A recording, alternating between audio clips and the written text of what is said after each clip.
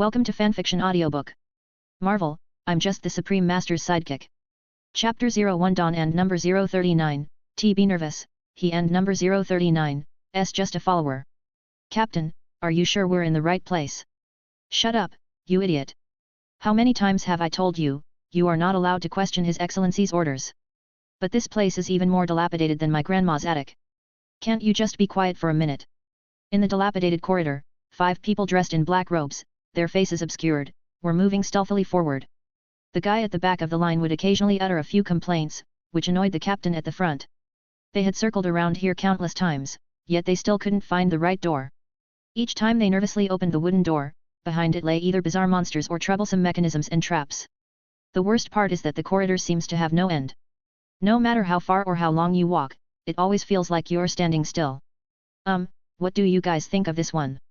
After a while, everyone stopped. The captain pointed to the door with a large red cross on it and made a suggestion. Captain, are you out of your mind? This is clearly a warning sign. We've encountered so many beautiful doors before, but none of them were what we were looking for, and we almost died inside them. This one looks dangerous, but maybe we'll find it by accident. And what? Doesn't it look like a treasure marker on a treasure map?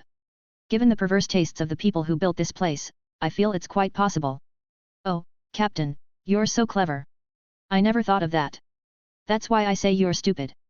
The captain took a deep breath to calm himself down, then pushed open the door in front of him. Squeak. Just like with the previous door, the sound of disrepair began as soon as the hand started moving. Be on guard. Several men in black robes immediately raised their hands, opened a deep red magic circle, and carefully moved into the room. There is no light source here, it is pitch black. They were lucky. You see, the previous times they opened the door, they were met with either octopus monsters or moving marble statue warriors. Once, they even encountered a small dragon covered in fire.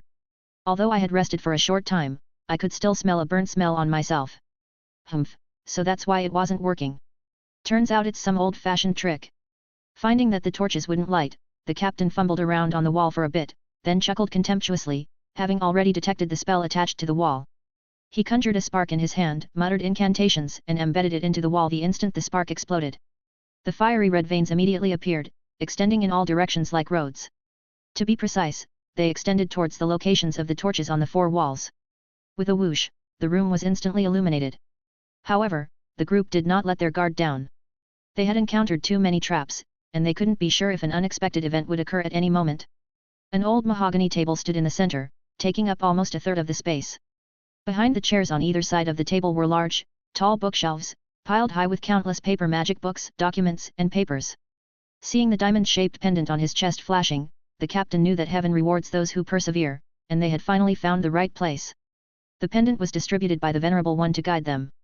It is said that some book fragments were mixed in when it was made, and those fragments must have come from here. All right, spread out, and each person is responsible for a section. Captain, just in case, may I double-check what we're looking for? Ugh, it's you again. I knew I shouldn't have brought a newbie like you on this mission. Listen carefully, the captain sighed briefly, but patiently continued, there is a map that can find the legacy of Mage Davist. Let's hurry. After the other 4 people started searching, he also chose a corner and began to carefully examine the various materials on the bookshelf. Let me see what's there. They're all junk, nothing to see. Unless you like that complete guide to Demon Girl cosplay. What cosplay? Davist likes to do this. Hearing the librarian's introduction, the captain couldn't help but find it a little funny. But then, a chill ran down his spine. Wait a minute. There's no administrator here. Who's talking to me? Show yourself. He turned around angrily, only to find a black-haired boy dressed in camartage shamanic attire standing leisurely in front of him, reading a book. The boy raised his head and gave him a cold look. Just that one look sent chills down his spine, and he clenched his teeth and trembled. Has no one told you that you must be polite to librarians? Bang! The boy punched him squarely in the chest, sending him flying and crashing to the ground. A cloud of dust billowed up, choking him and causing him to cough violently. Who is the boy? Why is he here? Why didn't anyone notice him just now? The other men in black robes were drawn by the commotion and stopped what they were doing, wanting to come forward and help. But not a single person moved to the captain's side. They were all frozen in place, as if under a spell, unable to move. As soon as they met the boy's eyes, they would immediately feel a powerful pressure, their bodies would stiffen, and their minds would go blank. Why are you all silent? The boy gently placed the book back on the shelf, then sat down at the head of the long table. No one answered his question, the men in black robes couldn't even open their lips to speak. Oh, sorry, I forgot I was still driving. After another muttering to himself, the boy blinked, and immediately his aura softened. However, the guests were still in shock and had not yet recovered from the fear they had just experienced. Who are you? The captain clutched his chest, his hands still trembling violently, a pained expression on his face after being knocked away. His hood had fallen down, revealing a fierce face covered in scars. You must know that he was one of the Venerable's most prized disciples, whose skill level far surpassed that of the other 4 team members, yet he didn't even have a chance to fight back. Quickly, answer my question. I want to die knowing why. The boy slowly walked towards the captain, gently patted his shoulder, and gestured for him to relax. Don't be nervous, you rude scarred face guy. He then paused, and casually revealed his identity. My name is Qin Wuying, and I am merely a lowly follower under the Supreme Venerable. A lackey. Upon hearing the young man describe his identity in this way, the men in black robes exchanged bewildered glances. Chapter 02. If you can do it, then you do it. However, just a few months ago, Qin Wuying was just an office worker who had just graduated from university. On the day of the accident, he did what he always did. After getting home from get off work, he turned on his computer to watch the latest Marvel movies. Let me see what's available. After taking a small sip of hot water, the web page finished loading, displaying a dazzling array of project names. Ironheart. Although the image of a dark-skinned girl in armor on the cover left Qin Wuying somewhat bewildered, he still gritted his teeth and clicked on it. After all, how could such a popular and invincible IP like Iron Man be ruined? No way. Could something really go wrong? Hey, do you think Tony Stark would still be Iron Man if he didn't have money? What? Upon hearing this legendary quote, Qin Wuying raised his eyebrows in disbelief and stared intently at the screen. What followed was even more shocking. The so-called Iron Man successor was actually hanging out with some scumbags who ran robberies and black markets. Intolerable. Unacceptable. Take it down immediately, you bastards. After leaving such an angry comment, Qin Wuying angrily closed the playback page. Let's find another one. Kraven the Hunter. The label says it should be a fun battle game, right? After finally finishing a boring and tiring day at work, it's time to unwind and binge-watch some action-packed movies. I give up, what are they even talking about? Faced with low-quality special effects and a bland, boring plot, Qin Wuying almost fell asleep. A terrible movie, without a doubt, boring. After adding his own opinion to a negative review, he began looking for new targets. Anyway, today is Saturday, and I don't have to go to work tomorrow, so I have plenty of time. However, after watching 2 episodes of Secret Invasion, Qin Wuying's mind was filled with images of the Skrulls' green faces and Nick Fury's annoying appearance. He's not a serious Marvel fan. Due to his busy work schedule, he rarely has the time to systematically learn about the quality of new releases, he just randomly clicks on things to watch. Now he realizes that his luck seems to be really bad. So, filled with resentment, he vented his frustrations under every show with a rating below 6. She-Hulk has a weak plot, chaotic logic, and deviates from the essence of superhero movies. What is Madam Spider? It's utterly incomprehensible. Eternals, wow, the most politically correct work ever made. In everyday social situations, Qin Wuying is polite, mature, and composed, but online she likes to let loose and speak her mind. Finally, this negative feeling was greatly alleviated in the 2nd season of Loki. Hey? What is this? When he reached the end of the series, he suddenly discovered that the list, which originally had only 6 buttons, now included episode 7. His intuition told him that this was likely an Easter egg left by the film's producers, which only lucky viewers could see. He had a terrible night with film selection, but luck has finally turned around for him. Without hesitation, Qin Wuying moved the mouse and decisively clicked play, and the progress bar appeared immediately. Only 3 minutes? This was definitely a surprise. The screen remained black, but the 4 edges around it began to flicker with an eerie dark green light. The clock on the wall pointed to 2 in the morning, and the lights in the room were off. Qin Wuying suddenly felt a chill run down her spine. Then the screen lit up again in an instant. Loki, wearing an emerald crown, sat firmly on the throne belonging to the Lord of Time, though his eyes held a somewhat eerie look. Do you hate those boring stories? Do you hate those boring stories? I'm asking you that. Who? Me. Qin Wuying pointed to himself in confusion. This interactive element in the Easter egg was quite realistic. That's right, it's you, Qin Wuying. Hearing Loki pronounce his Chinese name word by word, he completely lost his composure. He swiped the mouse quickly, but the screen didn't respond. The progress bar is not displayed, and even the cursor has disappeared. Calm down, This could also be due to artificial intelligence being embedded in the web page. I am not artificial intelligence, I am a real god. Loki answered every question, which only made Qin Wuying, who was talking to himself, even more panicked. To answer my question, do you hate those boring stories? I think it's more like dislike. Very good. Now I'll give you a chance to become a superhero. Superheroes? You don't mean I have to travel to your world, do you? No way. Qin Wuying had seen too many of these formulaic online novel tropes, with things like divine guidance, system empowerment and soul transmigrating to another world. There are so many people in the world who are more capable than me, so why was I the one chosen? That's ridiculous. So either this is a dream, or there must be some kind of trap. Loki's lips twitched slightly upon hearing Qin Wuying's reply. You have to go, whether you like it or not. Only you can do this job. With a wave of his hand, the god of stories displayed numerous crisscrossing dark green timelines on the screen. Most of them are operating in an orderly manner. Except for one oddity shrouded in red and yellow mist. This timeline shouldn't exist, it's out of my control. So what? So you have to fix it for me. Why me? Anyone you randomly pick from the multiverse is more powerful than me, right? Because you just posted a lot of negative reviews, and I don't like those works either, I feel like you're a kindred spirit to me. Qin Wuying rubbed his slightly aching temples. Becoming a confidant of the god of stories is far too easy, isn't it? Wouldn't the comment section be full of his confidants? Besides, isn't there a very apt proverb here? Proverbs? What proverbs? If you're so good, then you do it. Loki gave a meaningful smile. Even if I agree, there's nothing I can do. Who said that? I'm the god of stories, giving you some superpowers is a piece of cake. Immediately afterwards, a thick ancient book appeared out of thin air and hovered in front of Qin Wuying. Once you fully master the contents of this book, you'll be at least on par with Thanos and God Lord Doom. Really? What if you're lying to me?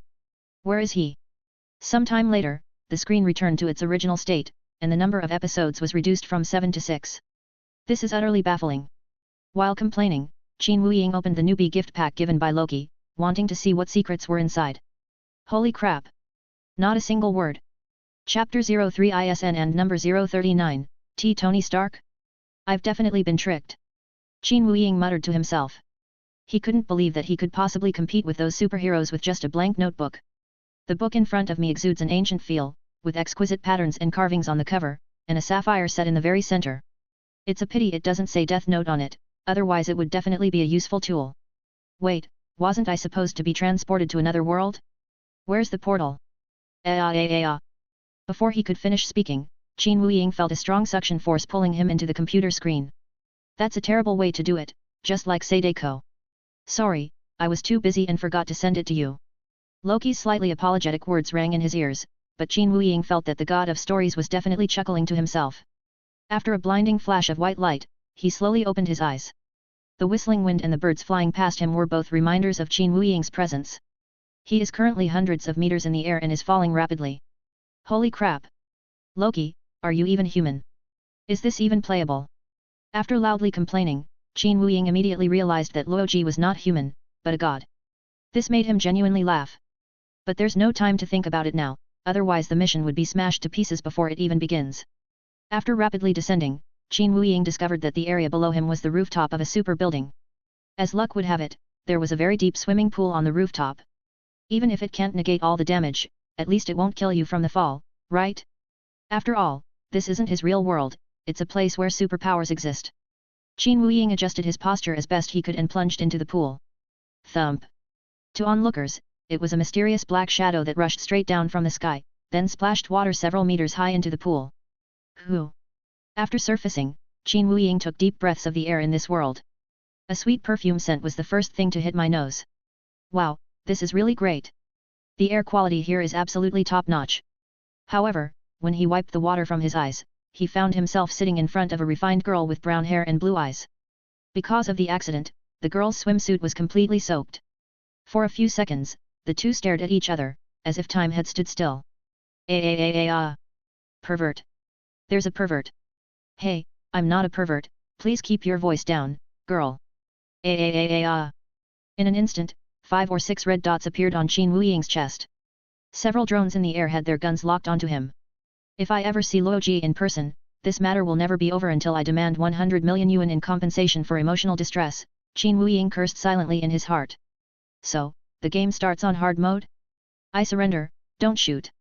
Having no superpowers yet, he could only raise his hands to indicate that he was giving up. In the distance, a waiter was running towards them with a group of guards. Miss, are you all right? A young male waiter with a neatly styled haircut handed the girl a coat. He turned to look at Qin Wuying, his gentle expression instantly turning into a serious and disgusted look. Bring this perverted intruder to the security department for questioning. I strongly protest against this title. Protest denied, arrest him. The guards swarmed forward and quickly handcuffed Qin Wuying's hands. Before they entered the elevator on the top floor, they even wiped the water off Qin Wuying's body. This was certainly not out of kindness, but rather out of fear that he would dirty the floors inside the building. Only then did Qin Wuying have time to look down at the suit she was wearing.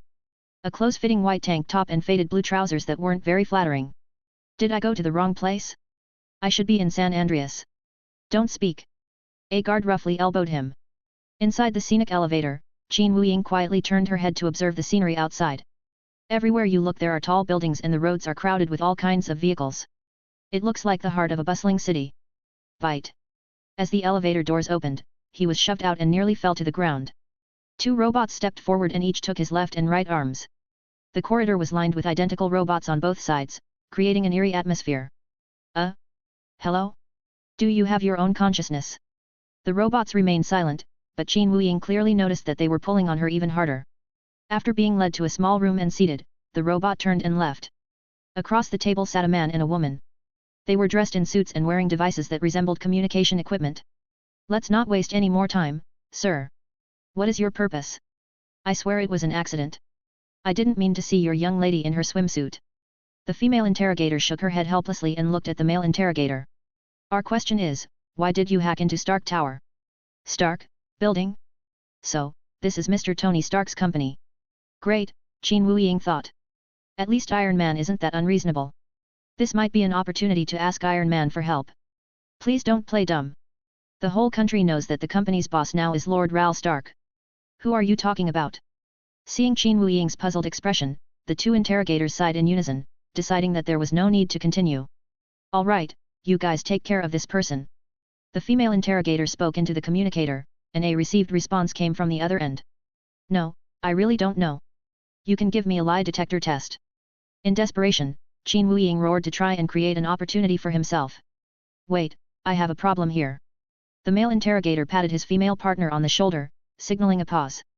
He seemed to be listening to something through a communication device. Release him. The higher UPS just said he was brought here after a failed space-time jump experiment. Does this mean I'm all right? Qin Wuying blinked. No one answered his question. Instead, several robots drove him out of the building. Qin Wuying found a bench by the fountain near the entrance and slowly sat down. He gazed at the towering Stark Industries building and fell into deep thought. Clearly, Tony Stark exists in this world, but he is not the company's leader. Ral Stark?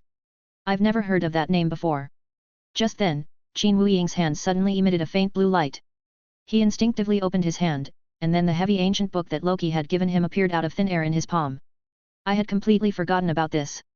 Qin Wuying excitedly patted the cover. Its arrival at this time was sure to be a big surprise for him. If I can't see it in my own world, I should be able to use it here, right? So he excitedly turned to the first page of the book, looking forward to the superpower tutorial inside. Holy crap! There's still not a single word. Chapter 04 The Fate of Camartage. The sky was overcast, and it looked like it was about to rain at any moment. Looking dejected, Qin Wuying pushed open the glass door of the library and went outside.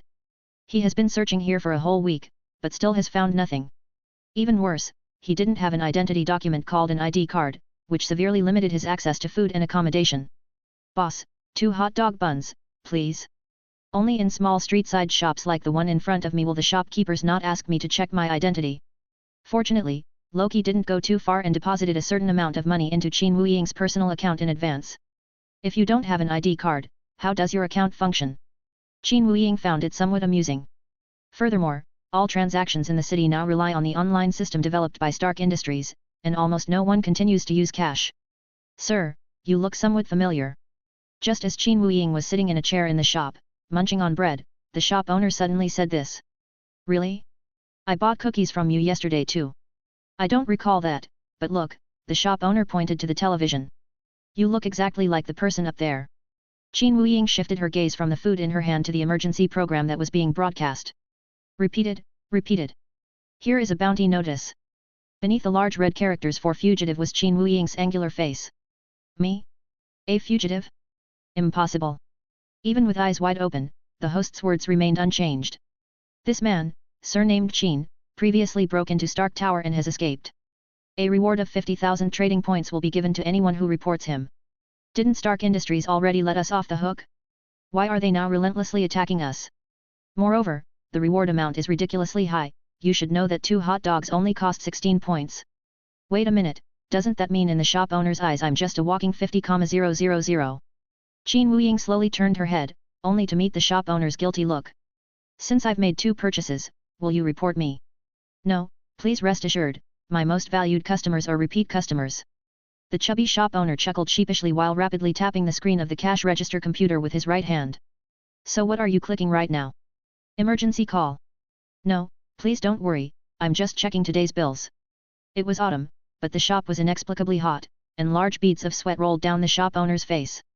Then don't try to hide it from me. Qin Wuying suddenly rushed forward, jumped over the counter, and pressed her face against the computer. Emergency dialing completed.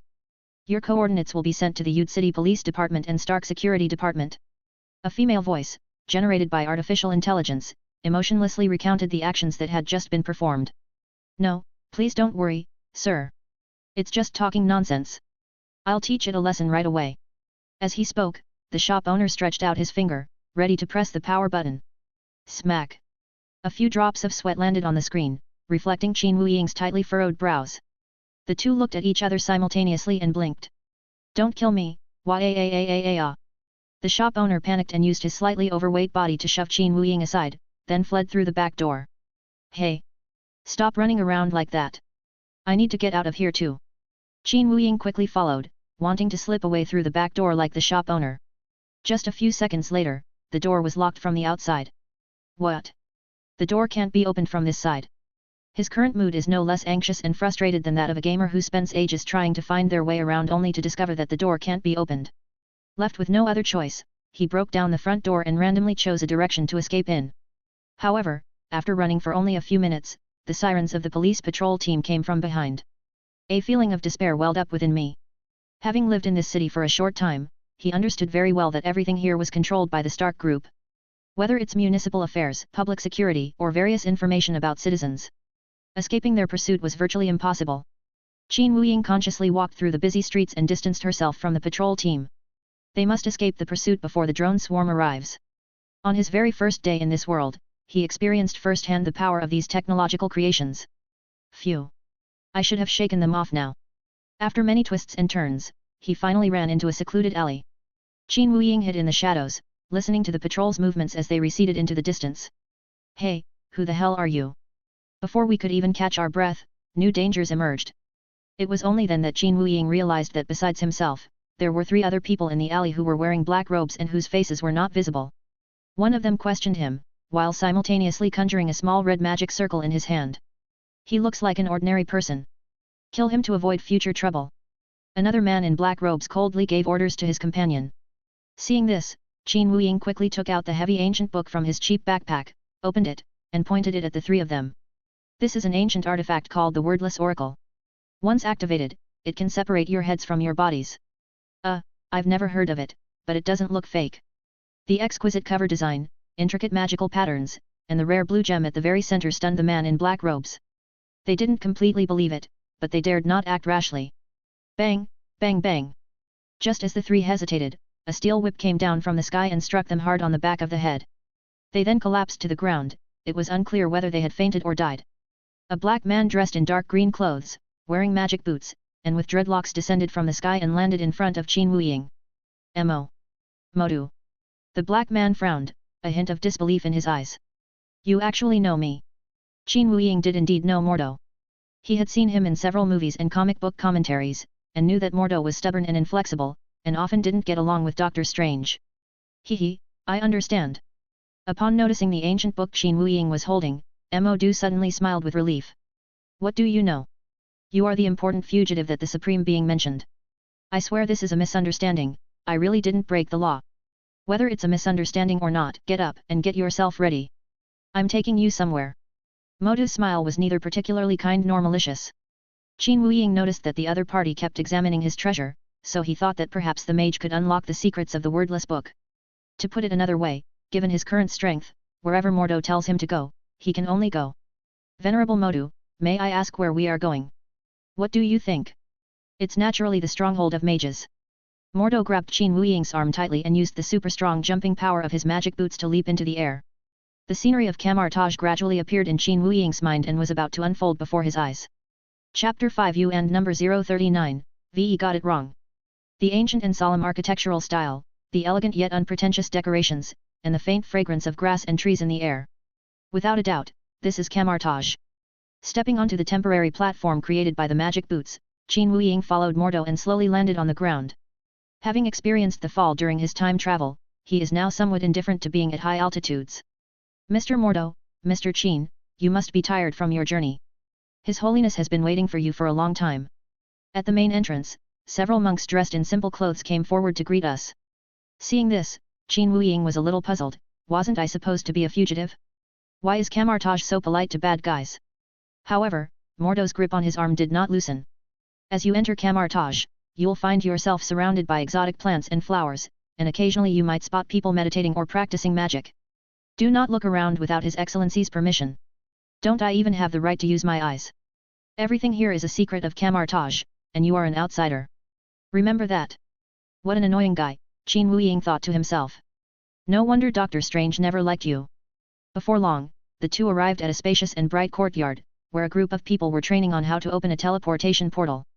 They lined up in 2 rows, leaving a passage in the middle, where a white figure was pacing back and forth. Is this, the Ancient One? Qin Wuying recognized the sorceress. In the movie, she was the Supreme Being and Doctor Strange's teacher. Show some respect. How dare you address His Excellency by his given name? The moment Gu Yi uttered those 2 words, Modu's stern reprimand reached his ears. This immediately attracted the attention of almost everyone, and all eyes turned towards it. Some were unhappy that Modu was disturbing their cultivation, while others were surprised that Qin Wuying addressed the Supreme Venerable by his full name. All right, relax. You're always so tense. Gu Yi floated over and patted Mordo on the shoulder. Modu bowed slightly, then pulled Qin Wuying forward. Your Excellency, this is the deranged fugitive you requested to be brought here. What perverted fugitive? Whether he's a pervert or a fugitive, I swear it's all a misunderstanding. The Venerable One hasn't yet given you permission to speak. You. Just as the two were about to start arguing, Gu Yi waved her hand and said, Mordo, go check the barrier first. Yes, ma'am. Modu wanted to say something more, but he could only glare fiercely at Qin Wuying before quickly leaving. This person's xenophobia and stubbornness are truly extraordinary. You can speak freely now, Qin, Gu Yi nodded with a smile. Your Excellency, what do you intend to gain by capturing me? After a moment's thought, Qin Wuying decided to get straight to the point and ask his question. After all, as an ordinary person, he had neither special abilities nor intelligence, all he had was a tattered book. Therefore, what the Ancient One wanted must have been the wordless ancient book in her hand. You're quite savvy, but you can rest assured that I have no interest in the book you're holding. The next second, Gu Yi's words overturned Qin Wuying's guess. She always wore an enigmatic smile, leaving Qin Wuying completely baffled as to what she was really up to. What do you mean, Venerable One? What I mean is, you can come with me to do a test first. Do I have the right to refuse? Of course you can. You can even leave Camartage right now. It's your freedom. After saying that, Gu Yi ignored Qin Wuying's reaction and walked straight towards the house behind the courtyard. Qin Wuying did not hesitate and strode forward to catch up. Although many unexpected things have happened in the past few days, he firmly believes that the Ancient One had her reasons for doing so. The Supreme Being, who guards the Time Stone, would not do anything without a reason.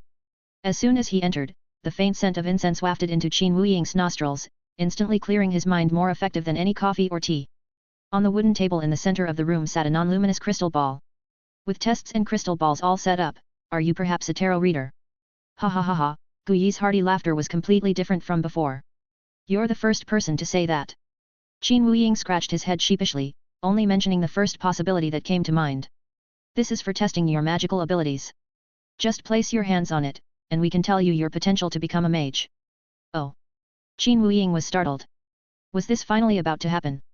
He often saw this trope in online novels. Before joining a major sect, there would always be a talent test, and the protagonist would always be looked down upon by everyone, but would be immediately identified as a top-level talent. Either their combat power is so high that it causes the talent stones used for testing to break. In this way, the protagonist can slap those who look down on him in the face, thus completing the construction of the satisfying moments in the story. But he himself is not capable. Having transmigrated to this world, he has not yet discovered any superpowers or the potential to become a superhero. Therefore, Qin Wuying is probably not involved in this kind of enjoyable experience. Under the watchful eye of the Ancient One, he carefully sat down cross-legged and gently placed his hands on the crystal ball. Is this all there is to it? It really sounds like fortune-telling.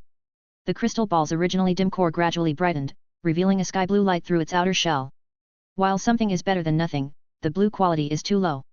I thought it would at least be purple. Upon seeing the color emitted by the sphere, Qin Wuying immediately deflated like a punctured balloon. Despite being somewhat mentally prepared, he still harbored at least a tiny, unrealistic hope, anticipating a twist where I'm actually a super magic genius. He turned to look at the Ancient One's reaction, only to find that the Supreme Being's mouth was slightly open, and his eyes revealed shock. Your Excellency, what's wrong? Oh, it's nothing. Who told you that color represents quality level? What does that mean? Gu Yi composed himself and looked at Qin Wuying seriously. This blue color represents space, which means...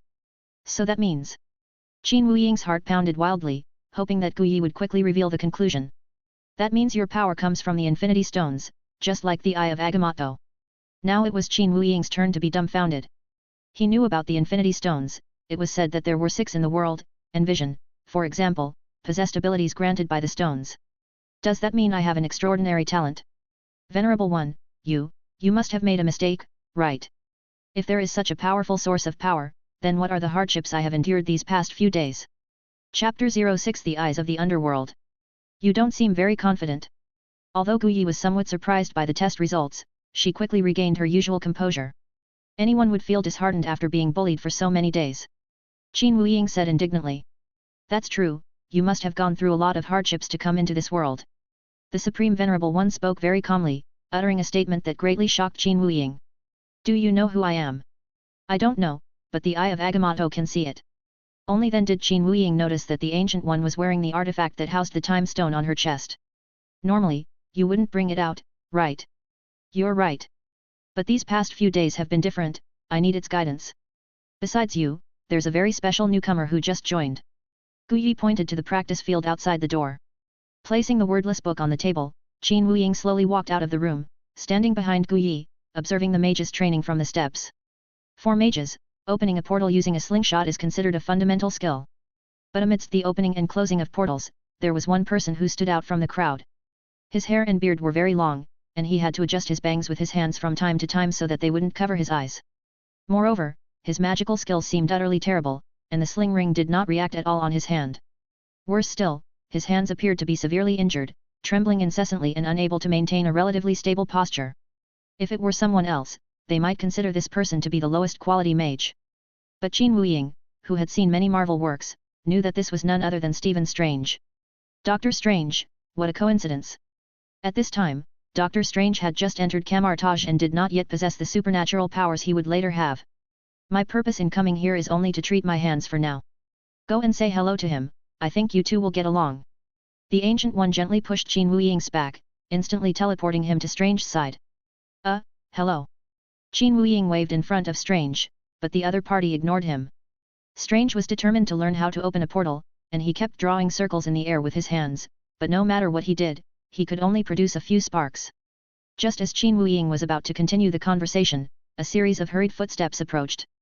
Then came that annoying, familiar tone, what are you doing? How dare you interrupt the apprentice's training? Turning around, I saw Mordo jogging angrily towards me from a distance. I didn't disturb you, it was your excellency who told me. Ouch! Before Qin Wuying could finish explaining, Modu kicked her to the ground.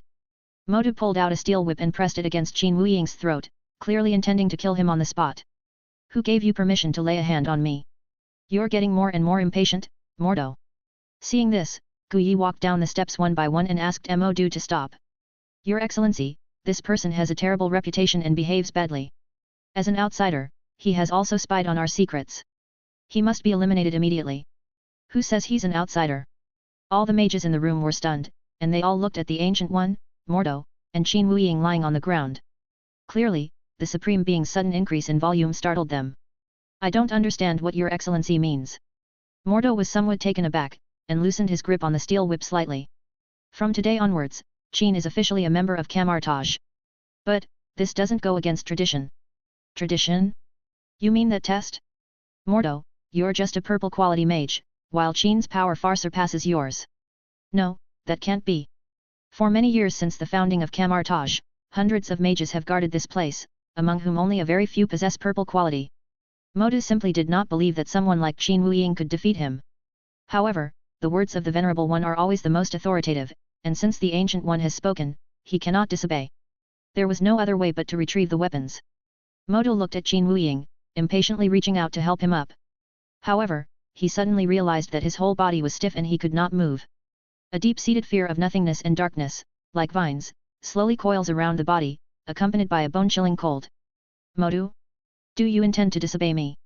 When Guyi saw that Mordo didn't make a move, he couldn't help but frown. Not only Mordo, but all the mages whose eyes fell on Qin Wuying froze in their poses from the previous second. Apart from Stephen Strange. Master Guyi, what's going on? Strange, who was engrossed in his practice, also realized that something was wrong. This is not a time spell, and the Eye of Agamotto cannot restore them. The Ancient One made a gesture to close the Eye of Agamotto, then quickly walked to Qin Wuying's side. Strange stared blankly, at a loss for what to do. Qin Wuying's eyes were emitting a chilling aura, and even Guyi was stunned for a few seconds when she first saw them. Qin's consciousness has been suppressed, we must help him free it. She gathered a ball of energy in her palm and pressed it hard into Qin Wuying's chest. The oppressive atmosphere vanished instantly, and Strange felt a warm current rising in his heart. The frozen mage's legs went weak and they collapsed to the ground. Ah! Huff huff! Mordo slammed the steel whip to the ground, bracing himself with his hands, and panted heavily. Is everyone all right? Guyi looked around the scene and, after confirming that no one was actually injured, felt relieved. What kind of witchcraft is this? It's too dangerous. After taking several steps back, Mordo felt even more dissatisfied and wary of Qin Wuying. Everyone looked at the Ancient One, their teacher, and the Supreme Being with anticipation, hoping for a clear answer. After all, the nausea and near-death experience just now were too real. No one could feel at ease living under the same roof as such a terrifying person. Even Qin Wuying himself hadn't fully recovered and was still sitting on the ground, unable to get up. What happened? Is someone attacking the temple? Upon receiving the Ancient One's magical message, the assistant Wang rushed to the scene. Faced with the sight of many people lying on the ground, he couldn't help but assume a fighting stance. No, something far more serious has happened. This is something only the Ancient One knows. Things took a completely unexpected turn, and even the Eye of Agamotto hadn't told her that such an accident would happen. In reality, within the illusion of the Time Stone, Qin Wuying, like Strange, could only see infinite possibilities, but not a definite future. The Eye of Hades of Archmage Davist, it has reappeared, but how is this possible? Chapter 07 Suspended Ring? It end number 039, s all superfluous. Despite being filled with questions and surprise, Guyi managed to calm herself down. She cannot show any panic, otherwise the entire Kamartaj will descend into chaos. Just like I said, she paused, looking at Mordo. Qin's talent is so high that he couldn't control the magic power in his body just now. Mordo did not reply, clearly still shaken. Venerable One, what should I do? Qin Wuying got up from the ground and dusted off his hands.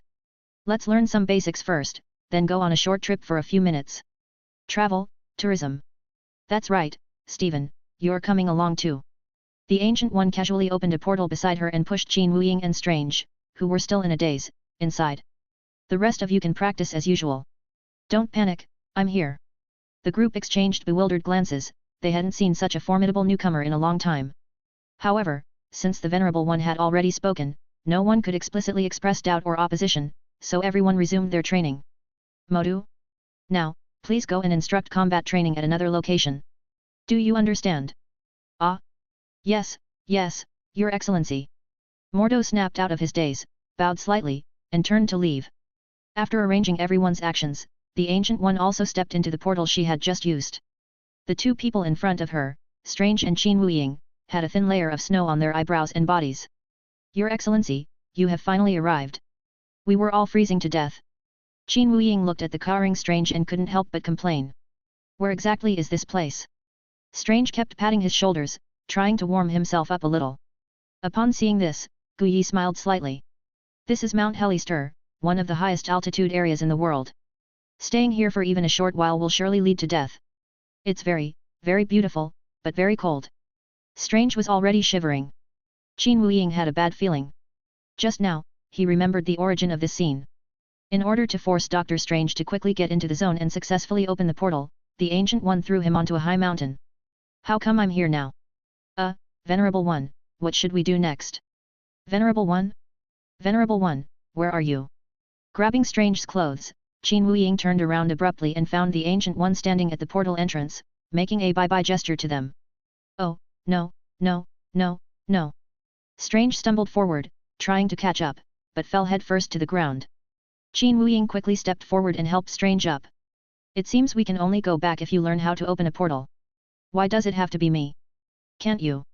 This won't do. Qin Wuying showed the back of his hand to Strange. The Venerable One didn't give me the suspension ring. Strange nearly fainted upon witnessing this scene. As a doctor, he couldn't bear to see good people lose their lives before his eyes. The Ancient One must have used this point to create a scenario of curing the sick and saving lives for him. He is the doctor, and Qin Wuying is the patient. He must complete the task of saving the patient. Strange struggled to stand up straight. The extremely low temperature had already made his mind somewhat unclear. Are you all right? Focus, believe in yourself. Without the suspension ring, Qin Wuying couldn't help, so he could only offer a few words of encouragement from the sidelines. Strange was panting heavily due to lack of oxygen, his left hand was fixed in the air, and his right hand kept drawing circles. Before long, the scattered sparks were replaced by the complete trajectory of the spell. During one of their attempts, they heard a whoosh and a circular portal appeared before them. Standing opposite them were the slightly uneasy Ancient One and the King. Ha ha ha, it worked. Strange excitedly took a step forward, only to find that they had already stopped working due to the severe cold. Fortunately, he managed to struggle and climb through the portal. Wang breathed a sigh of relief, then called over 2 apprentices. The 3 of them held Strange down, preparing to let him rest. Qin Wuying followed closely behind, 1 foot already stepping forward. Hey? This isn't your portal. Please go back and enjoy the scenery. Gu Yi forcefully pushed Qin Wuying back to the other side, and then the portal closed. Oh? Ah? Oh oh? Ah ah. Before the warmth of Camartage could reach him, Qin Wuying was back in the icy hell. If the body could barely hold on for the first few minutes, what followed was a test that directly threatened its life. Could it be that they forgot to give me the summoning ring? Qin Wuying realized that she was losing consciousness, so she quickly slapped her cheeks hard. Gu Yi would never make such a basic mistake. Then there's only one possibility left, that he doesn't need a slingshot to open the portal. But is that really possible? Only a few powerful mages of the Supreme Venerable level can open a portal with their minds. Even though he possessed powerful magic, he had no idea how to use it. That's it. An idea flashed through Qin Wuying's mind. Many superheroes only unleash their superpowers when they are facing death or in extremely dangerous situations. If you can make the magic power within your body think that you are about to die, then it might be possible to resolve the situation.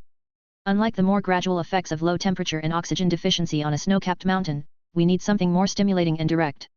Tisk. Looking at the clouds swirling around the mountainside, Qin Wuying made up his mind. He stepped back a few paces, pressing his heels and back against the towering rock wall. Then immediately following was a launch start. Screw you. I'm not afraid of any of your stuff. Pushing off the ground to accelerate, Qin Wuying leaped into the air, swooping down like an eagle eyeing its prey. Thump thump thump, thump thump thump. His heart was pounding wildly, and the violent wind and ice shards tore at his skin as he fell. Something was surging forth, surging wildly from his mind. Qin Wuying extended his left hand, his 5 fingers spread, and a cyan blue light flashed out instantly. A square, blue-edged portal opened below Qin Wuying, and without hesitation, he adjusted his body and rushed inside. Even after passing through the portal, he was still swooping down in the sky. However, below was no longer a bottomless valley, but the main building of Camartage. The 2 small black dots must be the Ancient One and the King. At this moment, will they look up and see me? Will they realize that I have succeeded? While thinking this, Qin Wuying lost consciousness. Chapter 08 The Legend of Davis. Ah! I'm still alive. Qin Wuying sat up abruptly from the bed, turning her head repeatedly to observe her surroundings. He was lying in a room that resembled a guest room, where the large wooden bed and wardrobe gave him a strange sense of security. A well-dressed and elegant maid was making tea nearby. Mr. Qin, you're awake. I'll pour you some tea and then go inform His Excellency. How long was I unconscious? It will probably be about 2 days. Everyone is very worried about you. Did I fall from a height? The maid placed the brewed tea on a tray and brought it to the bedside table. When you fell from the sky, the Venerable One and Lord Wang caught you, and fortunately you are safe and sound. Oh, okay, okay. Qin Wuying raised her teacup, took a sip, and said, thank you. That's only right, please get some rest. After saying that, the maid handed Qin Wuying a note. The note contained a string of mixed letters and numbers. What is this? Is it a secret code unique to Camartage? No, Mr. Qin, this is the Wi-Fi password near your room. Qin Wuying watched the maid's retreating figure as she pushed open the door and left, feeling slightly sentimental. Although my memory is a little hazy, I believe my adventurous actions achieved their purpose. Qin Wuying gently raised her left hand and stretched it forward. A blue square portal opened before us, leading to a corner of a small coffee shop. In the first few days after he transmigrated to this world, this coffee shop was his favorite place. It was inexpensive, the coffee was good, and they didn't check his identity. Qin, it seems you're out of danger. Oh. Yes, yes, I feel myself slowly waking up. The voice of the Ancient One startled Qin Wuying. He closed the portal, threw off the covers, and tried to get out of bed. Ah, you don't need to get down, you can rest a little longer. It's nothing, Qin Wuying rubbed her temples. I'm not that fragile. Regarding what happened 2 days ago. No, Your Excellency, you did the right thing, that's exactly right. Sensing that the Ancient One wanted to apologize to him, Qin Wuying waved his hand, knowing that being a superhero was never easy. Compared to those superpowered individuals who have undergone physical and mental mutations or whose abilities only emerge after the destruction of their families, I am already very content. Upon hearing this, a smile returned to Gu Yi's previously unsettled face. Come to the library once you've rested. Yes, Venerable One. Qin Wuying stood up and bowed to Gu Yi. He wasn't quite familiar with the rules of Camartage yet, but he had seen this particular etiquette many times before. Stepping into the small courtyard outside the gate, Strange was practicing an unknown spell. One of the most relaxing design features of Camartage is that each house has its own small courtyard, which prevents it from feeling too oppressive. You're awake, my friend, thank goodness. Strange raised his right eyebrow, glanced at Qin Wuying, and then continued practicing on his own. Although he didn't say it, Strange finally felt relieved. Qin Wuying lingered in the courtyard for a while, and besides eating some snacks, he repeatedly checked to make sure that his teleportation skill hadn't malfunctioned. He then proceeded, led by a maid, to the library of Camartage. Everything after waking up was pleasant if I hadn't run into that person. Outlier, I don't know why the Venerable One allowed you to join, but I will keep an eye on you. Modu stopped Qin Wuying a dozen steps away from the library. He had a book tucked under his arm and looked like he had just come from the library. Can't you be even a little bit nicer? Friendly? You almost killed a whole group of people, including me. Modu was still somewhat agitated, indicating that he had not given up on investigating the accident. I'm sorry, I'll control myself. Humph, I think it's impossible for someone like you to change your nature. With that, Mordo left without looking back, the sound of his boots clicking loudly. Upon arriving at the library entrance, Master Wang, the librarian, came out to greet Qin Wuying. His kind smile made Qin Wuying feel very welcome. Qin Wuying knew that Modu had something wrong with his head. Or rather, the seemingly serious Modu actually harbors great ambitions. Mordo was a jealous person who always felt that geniuses like Strange and Qin Wuying would steal his position. Those who attacked Qin were simply expressing their dislike for Qin and wanting to intimidate him. However, Qin Wuying was not buying it at all. You're here really early. I thought it would be a few more days. Gu Yi took an ancient book from the bookshelf, wiped the dust off the surface with her hand, and said to Qin Wuying. I can't keep the Venerable One waiting for me forever. Gu Yi waved his hand, and Master Wang and his maid withdrew. Inside the vast library, only Qin Wuying and Gu Yi remained. Sunlight streamed in through the window, and several beams of light combined, cascading down onto the Ancient One's shoulders like flowing water. This is the only book that records the story of Archmage Davist. Gu Yi waved the ancient book in his hand. Only the Supreme Being had the right to access such confidential documents. And this, the Ancient One conjured up another book out of thin air. The wordless book brought by Qin Wuying, is the Book of Speth. The Book of Speth. That's right, Davist's legacy, Gu nodded. Like the Book of Vishanti and the Book of Darkness, the Book of Speth also contains a large number of unique spells. Then why are there no words on it? Could it be that they can only be seen with magic? Gu Yi remained silent, instead turning directly to the first page and handing the book to Qin Wuying. There are words. At the very top of the page was a line of small print that read, "The portal is just the beginning." Qin Wuying was able to read the large string of incantations below, which described a method for short-distance instantaneous displacement. It turns out Loki wasn't lying to me, I had misunderstood him. Qin Wuying continued reading, only to find that the other pages after the first page still had no ink marks. What's going on? Could it be that the following chapters are VIP chapters and require payment? However, if it really is a paid viewing option, that's fine. You don't need to spend so much effort, you can just pay to watch it. Even if all else fails, watching a few guys will do. But then again, it would take 20 years of reading to unlock this level of book. Let's forget about it then, it's too much of a torment. That's one of Magister Davis's quirks, you have to learn the first page before you can get to the second. Qin Wuying looked up and saw Guyi smiling at him. That's fine, Qin Wuying thought. At least this is a relatively reasonable way to make progress. Next, after learning a transformation spell on the spot, Qin Wuying turned the Book of Speth into a ring and wore it on the index finger of his left hand. It's like a ring that belongs exclusively to you. Having resolved the issue of the blank book given to him by Loki, Qin Wuying suddenly had a clear understanding and clarified his next goal. As long as you learn page by page, you will eventually become a powerful mage. Filled with hope for the future, Qin Wuying walked out of the library with Guyi. At the door, a young girl dressed in casual clothes was waiting anxiously. It's worth noting that in Camartage, almost everyone wears cloth and robes, everyday clothing is quite rare. Therefore, Qin Wuying curiously turned her head to take a look. She has long, beautiful light brown hair, delicate and lovely features, and a shapely figure. Ah, you're that scoundrel. Upon seeing Qin Wuying, the girl shouted loudly. Chapter 09 Experimental Records 249. Briefing on the 249th experiment of the Spacetime Leap Project. Target for cloning, mind-controlled soldiers. Experiment result, failure. Error factor, incorrect object type being copied. Conclusion, the plan is initially complete, subsequent steps only require adjusting parameters and determining the objects to be copied. Warning. The copied object has been removed from the system and urgently needs to be controlled. Doctor, something terrible has happened. Please come and take a look immediately. What's wrong? Why are you in such a panic? Oh dear, it's all a mess. The copied object is completely different from the preset one. The old man, referred to as the PhD, pushed up his reading glasses and stared at the experimental report that had just been delivered. This is the 67th floor of Stark Tower, which is also the secret experimental area they created 3 years ago. Quickly, take me to the control center immediately, without stopping for a moment. The old doctor casually tossed the briefing onto the table, grabbed his assistant, and ran out of the office. The entire 67th floor, or rather most of the floors of the Stark Tower, is now in chaos. In the corridor outside the office, groups of employees were gathering to demonstrate. The hourly wage is too low, give us a raise immediately. Stark Industries treats us like slaves, Ral Stark, get out.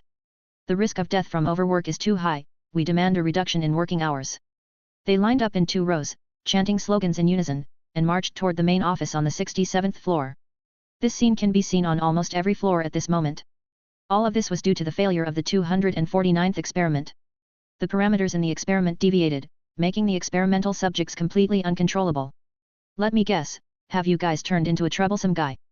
In a chair in the corner of the experimental control room, a man wearing an iron mask chuckled contemptuously. He knew very well why the old doctor had come, many technical problems could only be solved by him. That's right, but that also shows our plan is feasible. Oh? Feasible? Didn't I warn you about the extreme risks of a multiverse collision? The masked man turned around from his chair. He usually had his back to the other staff members, and no one had ever seen his face beneath the mask. That's why I need your help. The old doctor asked for help with a smile, while taking a remote control out of his pocket and shaking it in his hand. Don't forget, your life is still in our hands. Fine, fine, you idiots. The masked man reluctantly raised his hands and spun his chair back to operate the control panel on the table. All information about the experiment has been sent over via internal software. Are you guys really professionals? After reviewing the questions, the masked man couldn't help but ask, is this how you identify cloned individuals?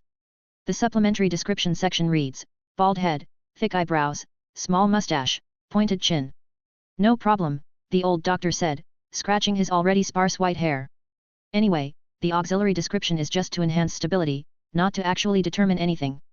Okay, then let me ask you, what is the name of the object being copied? Something Ilyich, then something Nov, anyway, it's very long. That's Lenin. Upon hearing this, everyone stopped what they were doing and turned to look at the old doctor and the masked man. No wonder the experiment went out of control. In the evaluation of the space-time jump device, the replica of Lenin was found to be highly similar to the original and could not be manipulated by the device. The report also stated that once the clones began to act freely, they immediately incited the building's employees and staff to oppose Larry Stark and the Stark Group. What were your original character designs? Mind control soldier Yuri. Then I give up.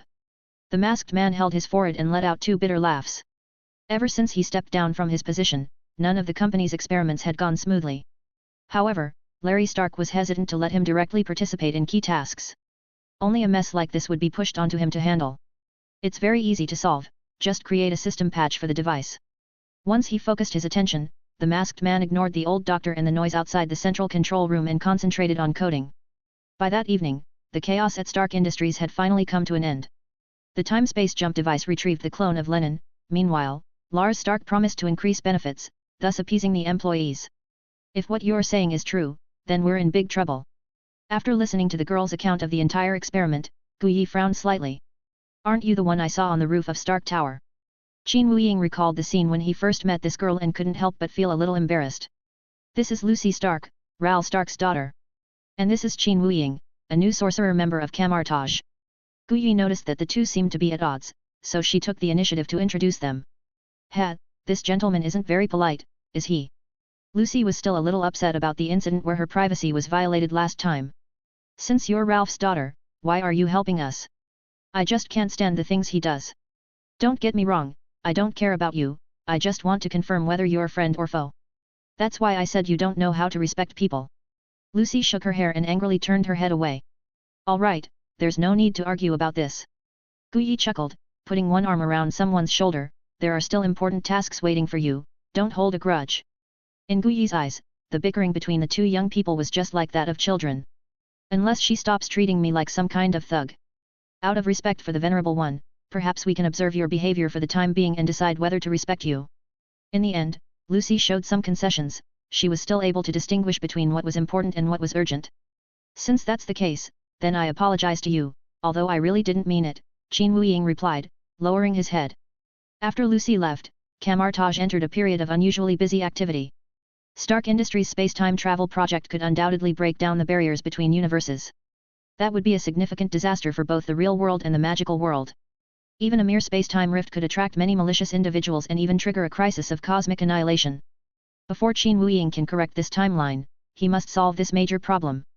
However, before that, Mr. Qin, this suits you very well. Standing in front of the mirror, listening to the maid's opinion, Qin Wuying turned around with satisfaction. Today was the first time he had worn the Camartage uniform. Finally, it's not GDA-style clothing anymore.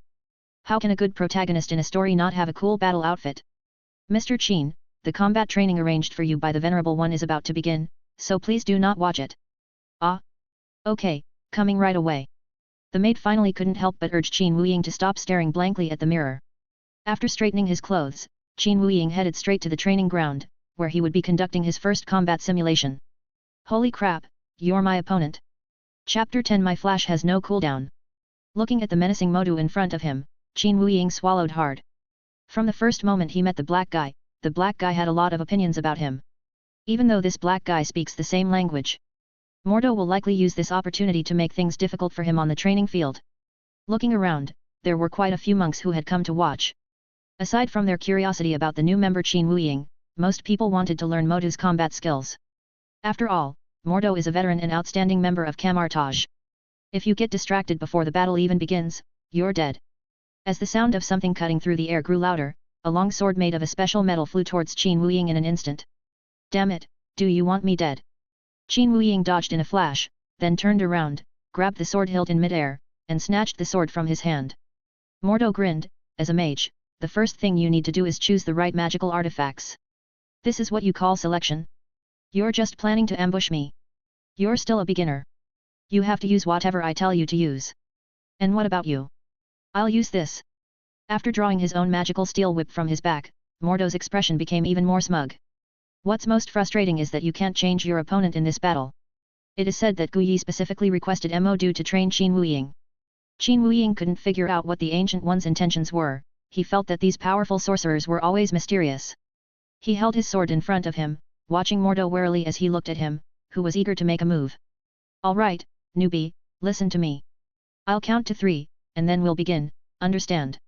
Okay, no problem. 3. Qin Wuying gripped the sword in his hand tightly. 2. Qin Wuying adjusted her breathing to focus her attention more. Hoo-ha! Before the next number appeared, the scent of the steel whip had already brushed against my cheek. If Qin Wuying hadn't reacted quickly enough to tilt her head to the side, her head would probably be smashed open by now. What are you doing? Humph, on a real battlefield, your enemy won't keep their word. Mordo raised his hand, aimed at his side abdomen, and unleashed another extremely powerful blow. Qin Wuying tried to draw his sword to block, but his lack of experience in using weapons made his movements clumsy. Whoosh bang! The blow landed squarely, sending Qin Wuying flying 2 meters with tremendous force. Wow, as expected of Lord Mordo, so effortlessly. The newcomer is going to be in trouble now. A few whispers came from the crowd and reached Qin Wuying's ears, but he didn't care. If it were an ordinary person, they might not be able to stand up again after being hit like that. However, Qin Wuying has now awakened the hidden magical power within his body and can begin to utilize it.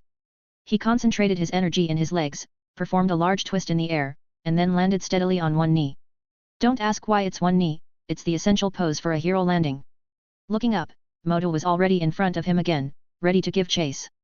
This time, Qin Wuying was mentally prepared. She immediately rolled twice on the ground before getting up and creating distance between herself and her opponent. Just as he raised his sword to parry, he discovered that Mordo was not wielding his whip, but instead pointing his steel whip at him. What's wrong, senior? Are you angry? Are you trying to provoke me into attacking? No, why don't you guess? The next second, a burst of energy, as fast as lightning, shot out from the steel whip. Holy crap! Qin Wuying quickly reached out and opened a miniature teleportation portal, transferring the energy beam to a distant mountain. The energy beam struck a boulder, splitting it in two. This technique seems a bit familiar.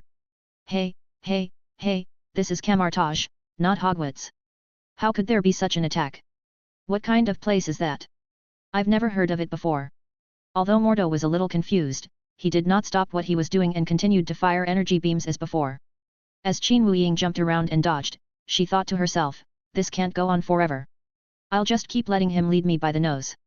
Are there any unconventional tactics to launch a surprise counterattack? Newbie, where are you looking? What? Qin Wuying suddenly realized that Mordo had disappeared from his field of vision. In these situations, the opponent usually appears from above or below. Mordo probably doesn't know how to use earth magic, right? Qin Wuying raised his head, and the steel whip was hanging less than a few centimeters above his head, about to strike. Okay, if you won't go down, I will. Qin Wuying quickly opened a portal at his feet and then opened an exit above Mordo's head. However, Mordo easily saw through the move and set up a momentary magical shield above his head, repelling Qin Wuying. The situation is now at a stalemate, with neither side able to easily defeat the other. I only used 10% of my strength. Newbie, give it your all. No sooner had he finished speaking than Mordo charged forward again, steel whip in hand. Is there any way to dodge attacks while simultaneously launching a counterattack? A sudden inspiration flashed through Qin Wuying's mind. He recalled that page he had seen in the Book of Space. Wow! Mordo yelled and swung his weapon, but Qin Wuying vanished from his sight in an instant. That's interesting, but I knew you were here. With his powerful magical senses, Mordo crouched down and turned around, intending to send Qin Wuying, who had moved behind him, tumbling over with a sweeping leg kick. As it turned out, Qin Wuying wasn't there either. What's wrong? The veteran's experience isn't working anymore.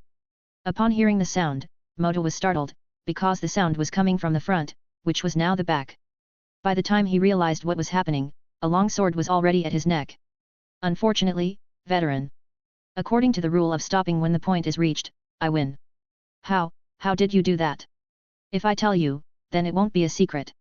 Throughout the entire battle, Qin Wuying was thoroughly suppressed by Mordo. But now, with just one move, he has successfully won the battle simulation. In fact, Loki also gave him a gift-enhanced imitation and learning abilities. For the past few minutes, he had been thinking about the methods of short-distance instantaneous displacement in the Book of Space. Mr. Qin, could you please demonstrate it again? Yes, we didn't see what happened clearly either. Several mages watching the battle shouted from the crowd, for it was the first time they had ever seen a spell that could teleport without using a portal. Oh dear! You scared me. As soon as one of them finished speaking, Qin Wuying appeared beside her. What kind of strange magic is this? Ever since you came, everything has been wrong. Mordo stared intently at Qin Wuying, his eyes filled with unease and doubt. Don't be so stingy, my flash just doesn't have a cooldown. Just then, the maid who usually took care of Qin Wuying rushed in from outside. Mr. Qin. His Excellency has something important to discuss with you. Chapter 11 has appeared, it and number 039, an offer from a big company. Hey, isn't this the former fugitive? What are you doing here? Across the table, a well-trained HR staff member in formal attire asked questions with great interest. The interior design is futuristic and avant-garde, and robots can be seen moving around everywhere. Yes, this is the Stark Industries building. Qin Wuying was also dressed in a suit, attending an interview to join Stark Industries. Could you please stop calling me a pervert and a fugitive? Everyone says I'm innocent. He ignored his explanations and instead threw a document in front of him. Stark Industries onboarding questionnaire, a comprehensive assessment of your value to the company. Okay, let's follow their rules and see what questions there are. 14. Please design a core program to drive the artificial intelligence exoskeleton. 2-3. Please use the available equipment to build a simple machine and explain its purpose. Question 30. Last question, please demonstrate at least 5 national-level research achievements from your top university. That's all, I'm leaving now. Qin Wuying glanced at the questions, then stood up and said goodbye to the personnel department. Are you giving up so quickly? I remember applying for a job in the security department, right? Do they require these skills for the security department? Mr. Qin, please don't worry, let me try another questionnaire for you. Taking the few thin sheets of white paper, Qin Wuying glanced at the title at the top. Questions and answers designed specifically for fugitives, please write a 2,000 word confession below. Qin Wuying could hardly believe her eyes. This was prepared especially for you by the young lady. She was very happy to hear that you were coming. I won't do it. Without further ado, Qin Wuying refused directly. I wasn't wrong, so why should I write a confession? The young lady said that as long as you finish writing it, you can be referred to the company. Oh no. There's a serious conflict between the desire to maintain dignity and the need to complete the task. 2 weeks ago. What? My fugitive status has been revoked.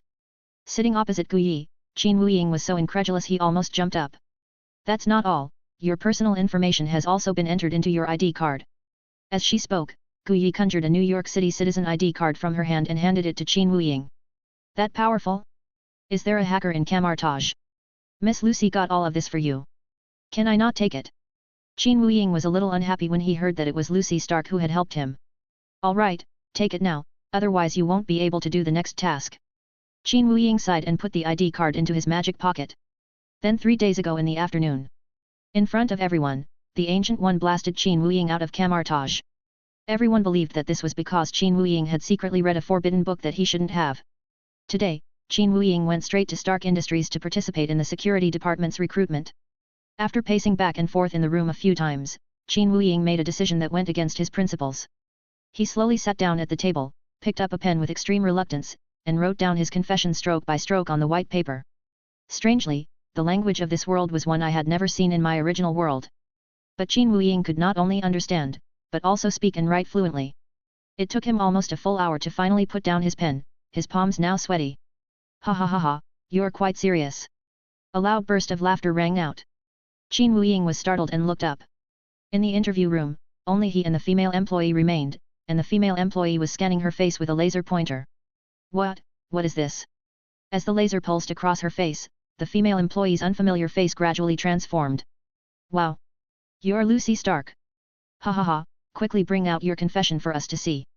After saying that, Lucy snatched the pages away from Qin Wuying, who was covering the papers with his hand. How did you do that? Figuring out the secret of Lucy's disguise is far more important than losing face. Oh. You mean this? The girl smoothed her hair and shook the laser pointer in her hand. This is our group's latest product, but it will only last for 2 hours before it breaks down. Are you really going to waste such precious new equipment like this? So what?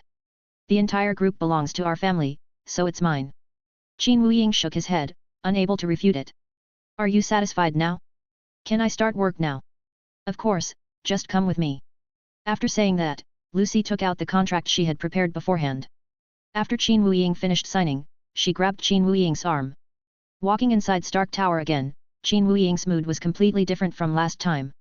I was nervous and scared before, but now I can relax completely. With Lucy Stark, a high-ranking figure, guiding him, he couldn't be more glamorous. Hey! Look! Isn't that the fugitive from before? Really? Why is the young lady with him? SHH, let's not talk about it anymore. Maybe it was just a misunderstanding, and that person is actually the young lady's secret confidant. Goodness, they're still so gossipy during work hours, and so loudly too. Lucy turned her head and gave the male employee who was talking the most nonsense a death warning look. The people around immediately shut their mouths. The imposing aura he exuded in that instant was so different from the one he had just moments before, he seemed like a completely different person. Wow, I never knew you could be this handsome. All right, fugitive, we need to hurry. I take back what I just said about you, ouch, it hurts. Lucy pinched Qin Wuying's arm hard. Even though no one is talking about it anymore, Qin Wuying can still feel countless eyes on the two of them. The sight of the young lady walking together with a newcomer is truly intriguing. Here you go, Rhodes, I've brought him to you. He's a former Camartage sorceress, his combat strength is absolutely guaranteed. Qin Wuying blinked, confirming that this Minister of Security was indeed the controller of the war machine in the original work. I wonder if he already has armor now. Rod stood up from his comfortable boss's chair, greeted Lucy, and symbolically shook hands with Qin Wuying. Then two fully armed agents, a man and a woman, walked over from the side. It seems you need to assign tasks, so I won't bother you any longer, Mr. Rhodes. Lucy Stark pushed open the door to the Department of Security and walked out. All right, newcomers, let's get to know each other. Rhodes waved his hand, beckoning Qin Wuying to come forward. This is Cliff, and this is Emily. From now on, the three of you will be in the same task force, going on field missions. Understood, sir, Qin Wuying nodded. We know about you, Mr. Qin. It seems there's something going on between you and Miss Qin. The two agents shook hands with Qin Wuying one after the other to express their welcome. I really hope they don't see themselves as some kind of fugitive. Ahem, listen, Rod tapped the table lightly, and all three of them looked at him. Your first task is to retrieve the good stuff that Tony Stark left in the desert. Chapter 12 Who is the undercover agent? Speak louder, I can't hear you. Amid the roar of the helicopter engine and the whirring of the propellers, human voices were difficult to distinguish. Qin Wuying repeatedly confirmed the specific details of the operation with Cliff. Below the plane was a desolate Gobi desert, with only scattered green plants and some discarded metal scraps. Rhodes sent them here to carry out the recovery work. It is said that when Tony Stark escaped from here, he left behind a rare invention. Qin Wuying was very skeptical about this. This is the activity area of the mysterious Ten Commandments gang, there's no reason for them to keep any treasures here. What is even more worrying is the current situation of the Stark group. Logically, after successfully returning home, Tony should have restricted and cancelled the development of the weapons industry, and then become Iron Man. But now, out of nowhere, something like Lar Stark has appeared. As for Tony Stark, he was nowhere to be found. The company's security department was also taken over by Rhodes, a government official. Once we get back, let's ask the boss for a vacation. Emily chuckled and joked with Cliff, it's been so long since the two of us traveled together. Hey, stop right there. Qin Wuying quickly reached out to stop Emily from continuing. Please, don't make any promises or goals before you start the mission. The two exchanged a strange look, then tightened their gear and said nothing more. For the past few days, Qin Wuying had noticed something was off on the road, the two agents in front of him seemed to be a couple. Hey guys, are you ready? At that moment, a question came from the helicopter pilot through the communication equipment. The three of them turned on their communication devices and replied in the voice channel, received, no problem. A dozen seconds later, the side door slowly opened, and a rope ladder was lowered down. But at such a low height, a ladder is really unnecessary. Qin Wuying went out first, followed by Cliff and Emily, all of them jumping out of the hatch. With the help of magic, Qin Wuying landed steadily, while the other two landed heavily with the sound of mechanical cushioning. Stark Industries has equipped its security agents with brand new exoskeleton equipment. However, compared to Tony's design, this exoskeleton makes the agent look more like the villain called Whiplash. Qin Wuying declined Rhodes's offer and arrived dressed in a casual suit. After confirming that the three people had landed safely, the pilot maneuvered the helicopter to speed away from the area. Wow, you walk really fast. Recalling the driver's consistently unusual expression, Qin Wuying felt somewhat uneasy. We have arrived at the target location. Please provide further instructions. Cliff reports to remote command personnel via communications equipment. Specific coordinates have been sent. Please proceed to the coordinate marker immediately. Yes, order received. The so-called specific coordinates are actually the cave where Tony Stark forged iron. Buzz, the exoskeleton armor of the two agents began to operate, assisting in increasing their walking speed. Since the helicopter had just hovered not far from the cave, the group arrived at the cave entrance in no time. An iron gate was installed at the entrance, but it was already rusted and badly damaged. 10 interlocking circles can be faintly seen on the door. This is the symbol of the Ten Commandments gang. Qin Wuying felt something was amiss. If there really were any inventions left behind by Tony Stark here, they should have been moved by this organization long ago.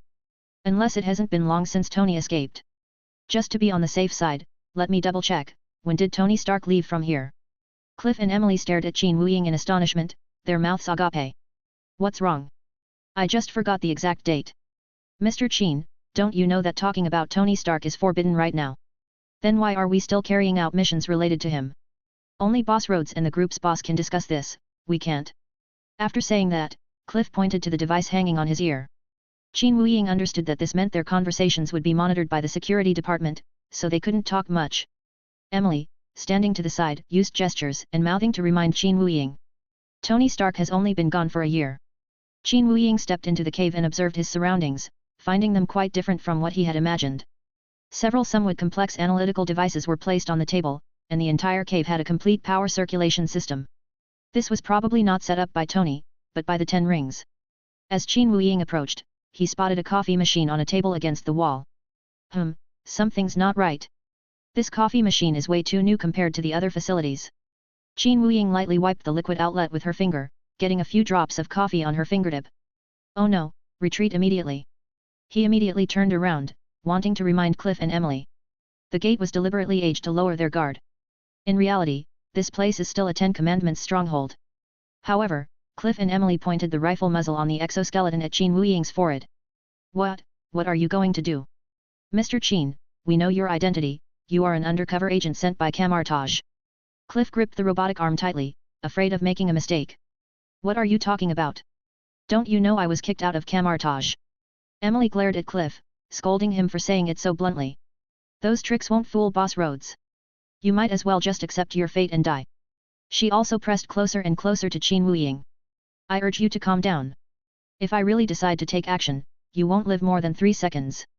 Qin Wuying opened his arms, and a blue magic circle appeared before his eyes. Now! Cliff shouted, throwing 2 magnets at Qin Wuying. As soon as the magnet touched the magic array, it immediately transformed into the shape of handcuffs, firmly binding Qin Wuying's hands. What happened? My magic power has vanished. Qin Wuying immediately realized that this was definitely a special mineral like a magic-suppressing stone, which could sever the connection between a mage and their magic power. It seems that Stark Security Service was indeed well prepared. He was completely careless and didn't dodge. Don't move. Hands up. You're surrounded. Just as the 2 agents were about to execute Qin Wuying on the spot, a wailing alarm suddenly came from the ceiling. A group of masked men armed with guns rushed out from a hidden door and surrounded Qin Wuying, Cliff, and Emily. It was obvious that the 3 of them had fallen into the 10 Commandments ambush. Chapter 13 We and number 039, VE all been sold out. What's going on? Where did they come from? Emily stared in panic at the sudden influx of enemies, completely bewildered. Well, it seems someone betrayed you. Qin Wuying shook the handcuffs on his hands helplessly and revealed the truth. Could it be that pilot? I noticed something was off about him a while ago. Cliff gritted his teeth. He had actually noticed the abnormality, but he just thought the pilot was too nervous, so he didn't think much of it. Tap tap tap tap tap. A burst of gunfire rang out, and the leader of the 10 Commandments gang fired a burst of bullets into the air. Hurry up and finish your last words so I can kill you and go back to report. What should they do now? Emily and Cliff looked around anxiously. On one hand, there's the task of dealing with Qin Wuying, on the other hand, there's the task of finding the security department traitor who provided the intelligence. Clearly, the latter is more important. Quick, run. I'll handle these guys. Cliff shouted at Emily, then activated the mask and bulletproof armor on his exoskeleton, completely covering himself. No. If we're going to die, we'll die together. Emily also switched to combat mode, and the 2 stood back to back, refusing to compromise with the 10 rings. I said, you all have protection, what am I supposed to do? Qin Wuying's lips twitched as he looked at the situation before him. He is currently unable to use magic to protect himself, and once the fighting begins, he doesn't know which side's bullet will penetrate him. Who cares about you anyway? You were going to die anyway. What the heck? No way. Qin Wuying looked around and quickly crawled under the table. Fire! Fire! At the leader's command, rifles opened fire from all directions, the bullets striking the exoskeleton with crisp ping and bang sounds. Die! Oh my god! Cliff opened the folding light machine gun hanging on his waist and fired fiercely at the enemy on his right. In an instant, nearly half of the bandits fell to the ground. Emily, not to be outdone on the left, used the rollers on her feet and the assault rifles on her arms to glide and fight back. Quick, find cover! The leader of the gang rushed ahead to a large metal box. Then the Ten Rings members used cover to continuously harass Cliff and Emily with fire, forcing them to keep firing in order to achieve suppressive fire. After several dozen seconds of this firefight, both sides had run out of ammunition. Their weapons are no longer effective, charge. Someone in the gang shouted this, and the members jumped over the cover and rushed forward. However, Stark Industries' excellent exoskeleton armor design cannot be limited to only long-range combat capabilities. The most important reason for the use of this exoskeleton is the significant enhancement of the user's strength and speed. 5 or 6 members of the Ten Rings pounced on Cliff, but Cliff only needed to use his arms and legs to throw them away. Emily's exoskeleton is relatively lightweight, and she is taking on 5 opponents at once, showcasing her skills as a secret agent. Damn, this thing is so sturdy, it's impossible to break it no matter what I do. As for Qin Wuying, he was crouching under a table, unnoticed by anyone on the battlefield. He braced one foot against the table leg, hooked the handcuffs onto another table leg, and tried to pry them open.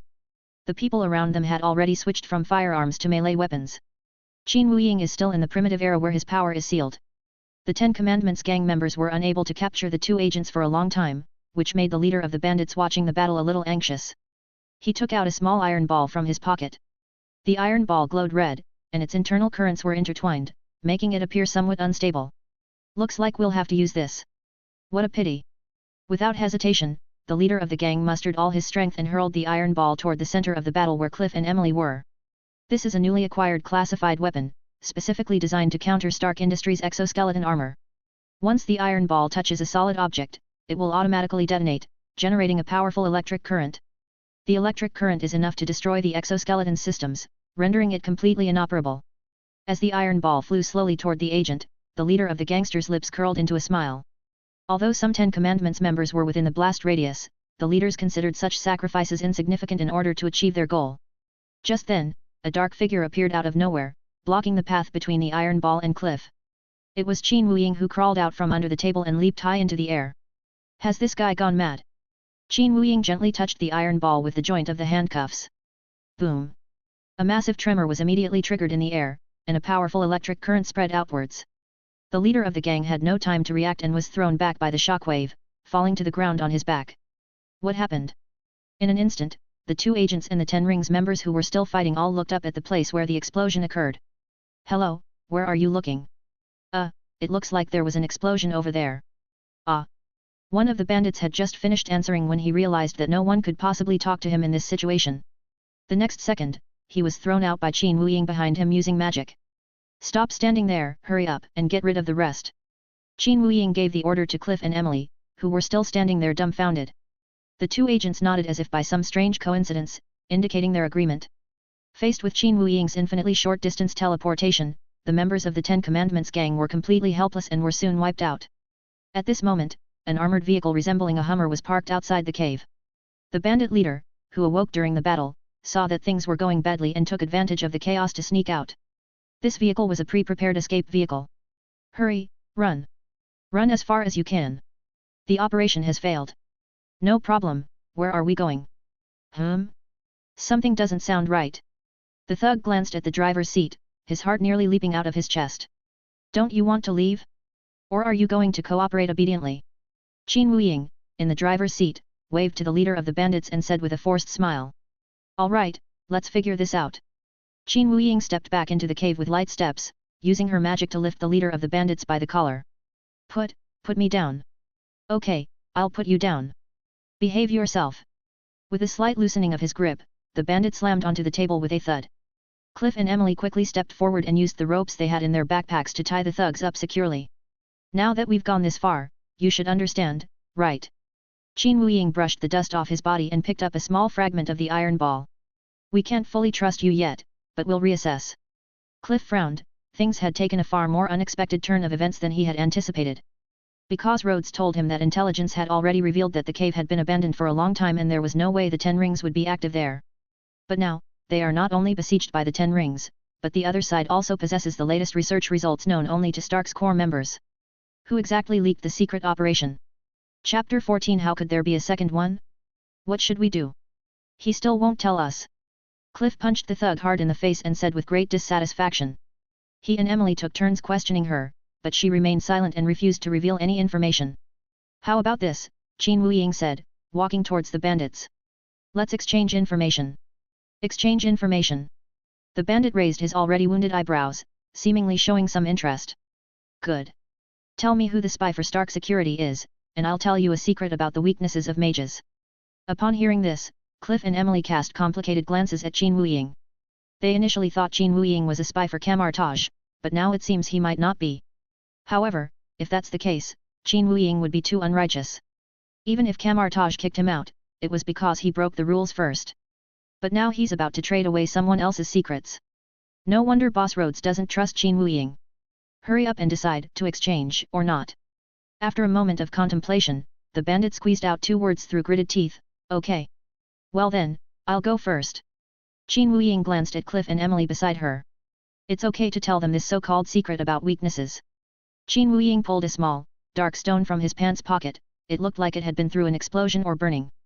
This is a magic suppressing stone. If you use it to lock a mage's hands, their magic will be rendered useless. The bandit nodded thoughtfully. Now it's your turn. Qin Wuying used his magic to conjure an energy sword and held it against the bandit's neck. Let's make it clear beforehand, I have lie detector magic. I'll talk, the bandit hurriedly replied. It's one of the high-ranking members within your security department. That's all I can say. Oh? Very good, very good. Qin Wuying's face darkened. Then a flash of cold light appeared, and the bandit's head tilted to one side, lifeless. This? How did you get killed? Cliff was somewhat taken aback. Hadn't they just agreed to make a deal? How could they turn their backs so suddenly? Have I broken my promise? I've already given him the information. But I never said there was any additional clause in the deal that would allow him to go. Qin Wuying sheathed his energy sword, and his gloomy expression returned to a relaxed one. And so, in front of the 2 agents, Qin Wuying exchanged information that was of no value to them for clues about the mole. At the same time, he did not let the bandits go, preventing information about the anti-magic stone from leaking out. After dealing with the bandits, the atmosphere among the 3 became somewhat awkward. After all, not long ago, Cliff and Emily were thinking of executing Qin Wuying on the spot. Can you tell me the truth now? What's the truth? Emily straightened her somewhat damaged exoskeleton. Is this mission solely to get rid of me? That's not quite it, Cliff chimed in. Boss Rhodes said there really is something here. Their eyes were fixed on a hidden door disguised as a cave wall. There are 3 such hidden doors in total. There was no light before, and it was impossible to see anything in the dim light. That's when the 10 Commandments members came out from these hidden doors and surrounded them. Your guns are out of ammunition and useless. Stand behind me.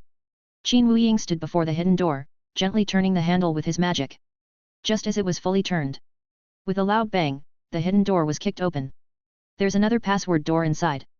However, physical protection is a piece of cake for mages. Qin Wuying activated his magic power and broke the lock in no time. Then, the 3 of them stared at the scene before them, so shocked that they were speechless for several minutes. Behind the hidden door was a state-of-the-art research lab, filled with holographic screens and unused equipment. Can you imagine? An organization like the 10 Commandments has such advanced technology. Emily picked up a few research records at random, and was very curious about their contents. What's unimaginable? In contrast, Qin Wuying quickly sorted out her thoughts. What, it seems our sage has some deductions. Pretty much it, Qin Wuying paused, these technologies were all sold by Stark Industries to the 10 Rings. That's true.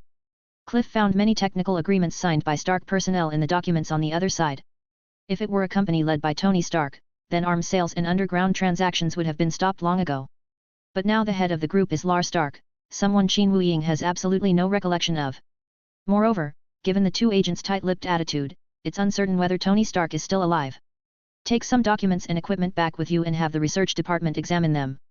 As he spoke, Cliff smashed the glass of a display stand and pulled out the robotic arm inside. The design of that robotic arm has many similarities to the exoskeletons worn by secret agents. Fortunately, the materials and technology are expensive, otherwise, if this thing were mass-produced, the consequences would be unimaginable. In addition, the discovery of traces of the Stark group in this research lab has brought forth a completely new point of suspicion. Why do you think the 10 Commandments attacked you? Qin Wuying posed a very serious question to Cliff and Emily. The 10 Rings should know very well that if they attack Stark Industries security agents, they will never be able to do business with Stark Industries again. Maybe it's because they've gone mad. Cliff scratched his head. What? You're so simple-minded, Emily scolded playfully. As an organization of a certain size and with specific goals, the 10 Commandments gang will never easily give up the opportunity to acquire advanced technology. Unless they have completely mastered Stark's technology on their own. Just as the two agents were completely baffled, Qin Wuying discovered a hidden button on the control panel. He had a premonition that pressing this button would summon something that would overturn the world's understanding. Beep beep beep beep. A dull bell rang, and a glass box rose from under the floor in the center of the room. Inside the glass case is a round, three-dimensional piece of equipment. The center of this equipment emits a light and radiation from a special element. Cliff and Emily had no idea what it was. However, Qin Wuying, as a time traveler, knew it very well. Qin Wuying slowly walked towards the glass box, pressed her face against it, and observed it carefully. He absolutely cannot be mistaken about this thing. How could there be a second one? Chapter 15, was the safe retreat? There's no mistake, what's in front of me looks exactly like Iron Man's first core reactor. No one but Tony Stark could have come up with such a brilliant design. It seems that some of what Rhodes said is true, there are indeed treasures left behind by Tony in this cave. Qin Wuying still couldn't understand why the reactor was placed here. Of course, it wasn't intended for the Ten Commandments gang to study. What is this? It's hidden so well, it must be very important. As Cliff spoke, he was about to smash the glass case and remove the reactor by hand. Qin Wuying reached out to stop Cliff, signaling him not to act rashly. If we force it like this, we might damage the items inside. Let's take the box along with it. Darling, he's right, it's best to be careful, Emily chimed in. Cliff scratched his head, agreeing with what the two said. He then handed the robotic arm to Emily and carefully lifted the glass case himself. If nothing unexpected happens, this reactor is the mission objective that Boss Rhodes mentioned. Qin Wuying looked around and, finding the other items to be of little value, paid them no further attention. The two agents then filled the exoskeleton backpack with as much stuff as possible. We can retreat now. I'll call a helicopter right away. Cliff pressed the communication device and started paging, but strangely, no one responded for a long time. Wait a minute, I remember he should be around here. Just as the group was waiting anxiously, Qin Wuying's communication device received a signal. Calling. This is Qin Wuying from Field Operations Team 6. Calling. This is the Security Department Command Center. Your signal has been received. The person who called himself Command Center sounded unreliable, with a playboy vibe. Where did our helicopter go? No one came to pick us up after we finished the mission. Your request has been received, and we will dispatch a backup helicopter immediately. Not long after the communication ended, the roar of engines and the spinning of propellers could be heard outside the cave. When the mission was launched, the security department dispatched 2 helicopters as a precaution. However, none of them were able to make contact before the command center could reach them. I knew it was that pilot, it must be him. Emily sat on the return flight, angrily pounding her seat. We almost died here, and he just ran away right away. It's too early to draw conclusions, Qin Wuying shook her head, disagreeing with Emily's opinion. Because the pilot only received the destination coordinates from the security headquarters after the helicopter took off. Therefore, it is unlikely that they would tip off the other party right under the noses of the 3 of them. However, recalling the pilot's slightly unusual expression, Qin Wuying felt that this person knew some inside information. After a day or 2 of travel, the helicopter finally landed steadily on the roof of the Stark Tower. As soon as Qin Wuying touched the ground, he immediately sent his location to Lucy Stark and then prevented Cliff and Emily from moving. A moment later, the sound of hurried footsteps in high heels came from the elevator on the top floor. Hey! Lucy waved excitedly at the 3 of them, then ran over at a faster pace. Wow, you perverted fugitive, you're still alive. You really scared me to death. What are you talking about? It's not that easy to die. I'm telling you, there's a mole in the Ministry of State Security. I knew it the moment I saw you. Lucy put her index finger to her lips, making a shushing gesture. You guys quietly follow me. Qin Wuying and 2 agents changed into civilian clothes on a less crowded floor, and then followed Lucy into the security department's conference hall. Pushing open the back door, you can see that a gathering is currently taking place here. You're back just in time, look at the mess you've made. Lucy pointed to the big screen. Cliff, Emily, and Qin Wuying's headshots were placed in the very center of the screen. Moreover, the colors are all black and white, and they are colorless. Holy crap, we've only been gone a few days, how did we get sacrificed already?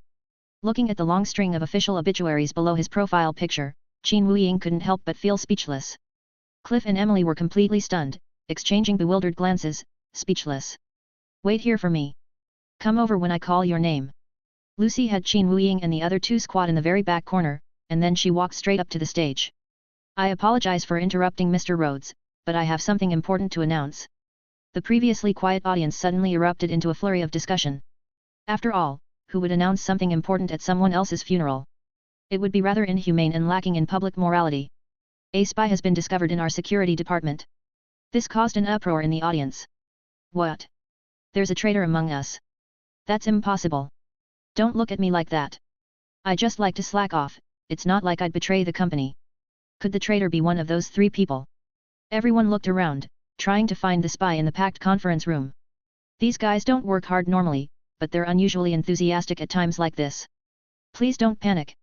The spy has been found, it's one of the pilots who was on the same mission as us. Lucy skipped to the next slide on the screen. A black and white photograph of the first pilot also appeared on the big screen at that moment. This guy is dead too? What the hell? Emily scratched her face in annoyance, she still wanted to tear the whistleblower apart with her own hands. Perhaps the ambush failed, so the 10 rings killed him, Cliff speculated.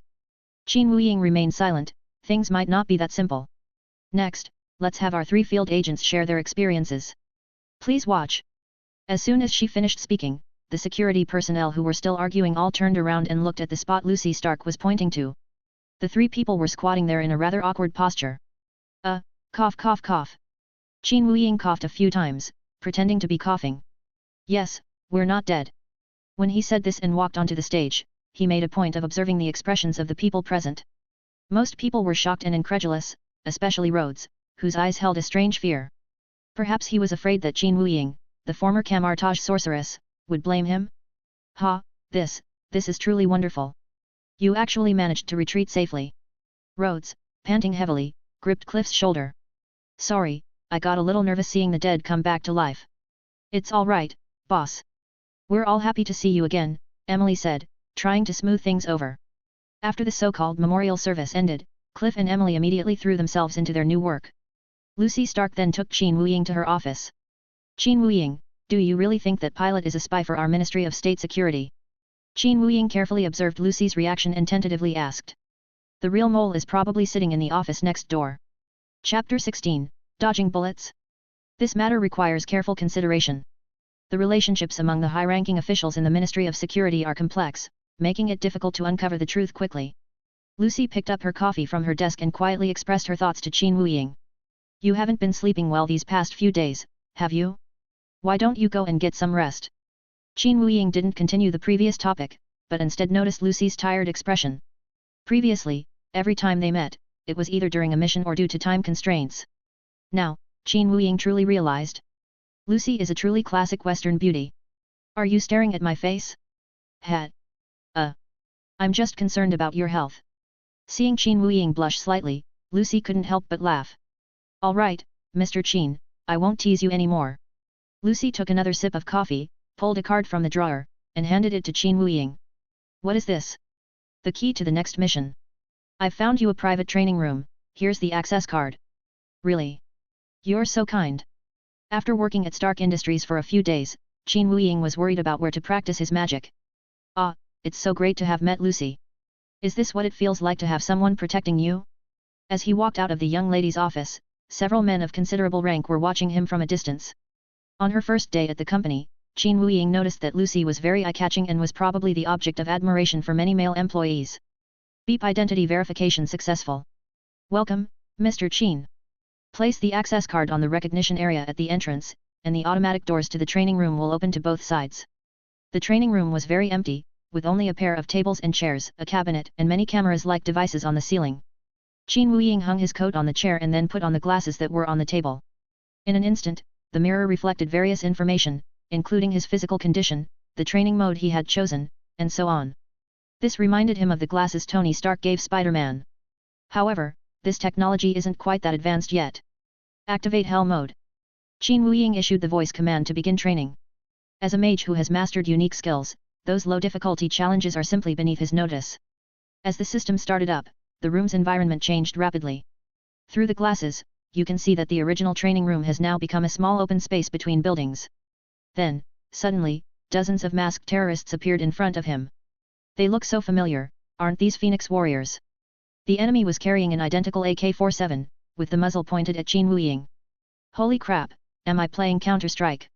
Qin Wuying looked down at his hands, he didn't even have a dagger, let alone a rifle. You have selected Hell Mode, which requires you to successfully dodge all attacks from the simulated enemies and defeat them. Hey? Then at least give me some kind of weapon, Okay. Hell mode has no weapons by default, if you need them, it will be considered a training failure. What kind of training is this? Aside from superheroes like Captain America and Iron Man, who could possibly pass this? 10, 9, 8. The system's countdown had begun, and Qin Wuying quickly looked around, trying to find cover. 2, 1. Training begins. Rat-a-tat-tat-tat-tat.